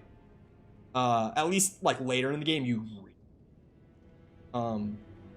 stuff like that. It was a really cool system. Again, 4 classes, 10 perks each. At max, even if you maxed every class and bought every perk, you would still only have... I'm bad at math, so give me a second. You would have 24 out of 40 perks available. And you could, at max level on a class, say reroll perks if you had bought them all. So it would not refund your points, sorry. You would still lose the points from buying the perks the first time if you had actually purchased them. And you would lose all the perks if you re-rolled them, but you'd get another roll per class. It's a lot. It's a little complex to explain by words and try to rush into the end of a stream, honestly. It was a cool system. It made it super fun. There was some funny stuff with, like, the class that was kind of based around SMGs got an increase to fire rate with each level. So one of the more interesting builds that me and some of the other devs did when we were playtesting, just like full matches. And by the way, for the record, I came up with this one. I was the one who discovered this possibility. But like, to be fair, when you're designing the systems, you can get a lot of, like, you see those ideas all over the place. One of my favorites was SMG-based class gave you a fire rate increase per level. So if you maxed out that class and then bought like a melee weapon, like say something basic like a baseball bat, right? And then you also got some of the melee perks, you could have like melee weapon, but the fire rate system was also bound to the attack speed for the melee weapons because of just how the programming worked out. So it would actually increase your attack speed with melee. So you could have like, you just be flailing this baseball bat around with like increased damage resist, and you could just run into a horde before it got way stronger and just flail this bat around and just knock their heads off and send them flying. It was a hilarious build. Just a ton of fun. And, you know, if we had more time on the game, if we were still working on it, it would have just expanded more and more for like the class and perk system. Also, weapons would have been expanded more and more.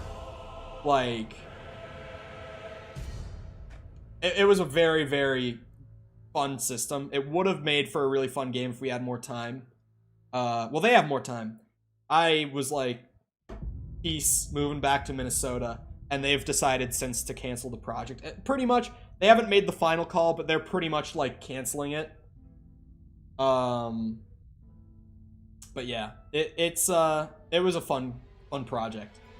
Anyway, I hope you guys enjoyed. If you did enjoy and you haven't done so already, if you're new around here, feel free to sub to the channel and come back another time, hang out again. Obviously, we like having more people here, whether that's chatting or lurking. It's just more fun for everyone. Makes it feel like there's more of a community when there's more people. So we just like hanging out with people and talking whatever comes up. Like for the last 20 minutes when I was just talking about the canceled game that I worked on for the last 4 months. Also, if you haven't done so already, on the way out, feel free to go ahead and leave a like on the stream.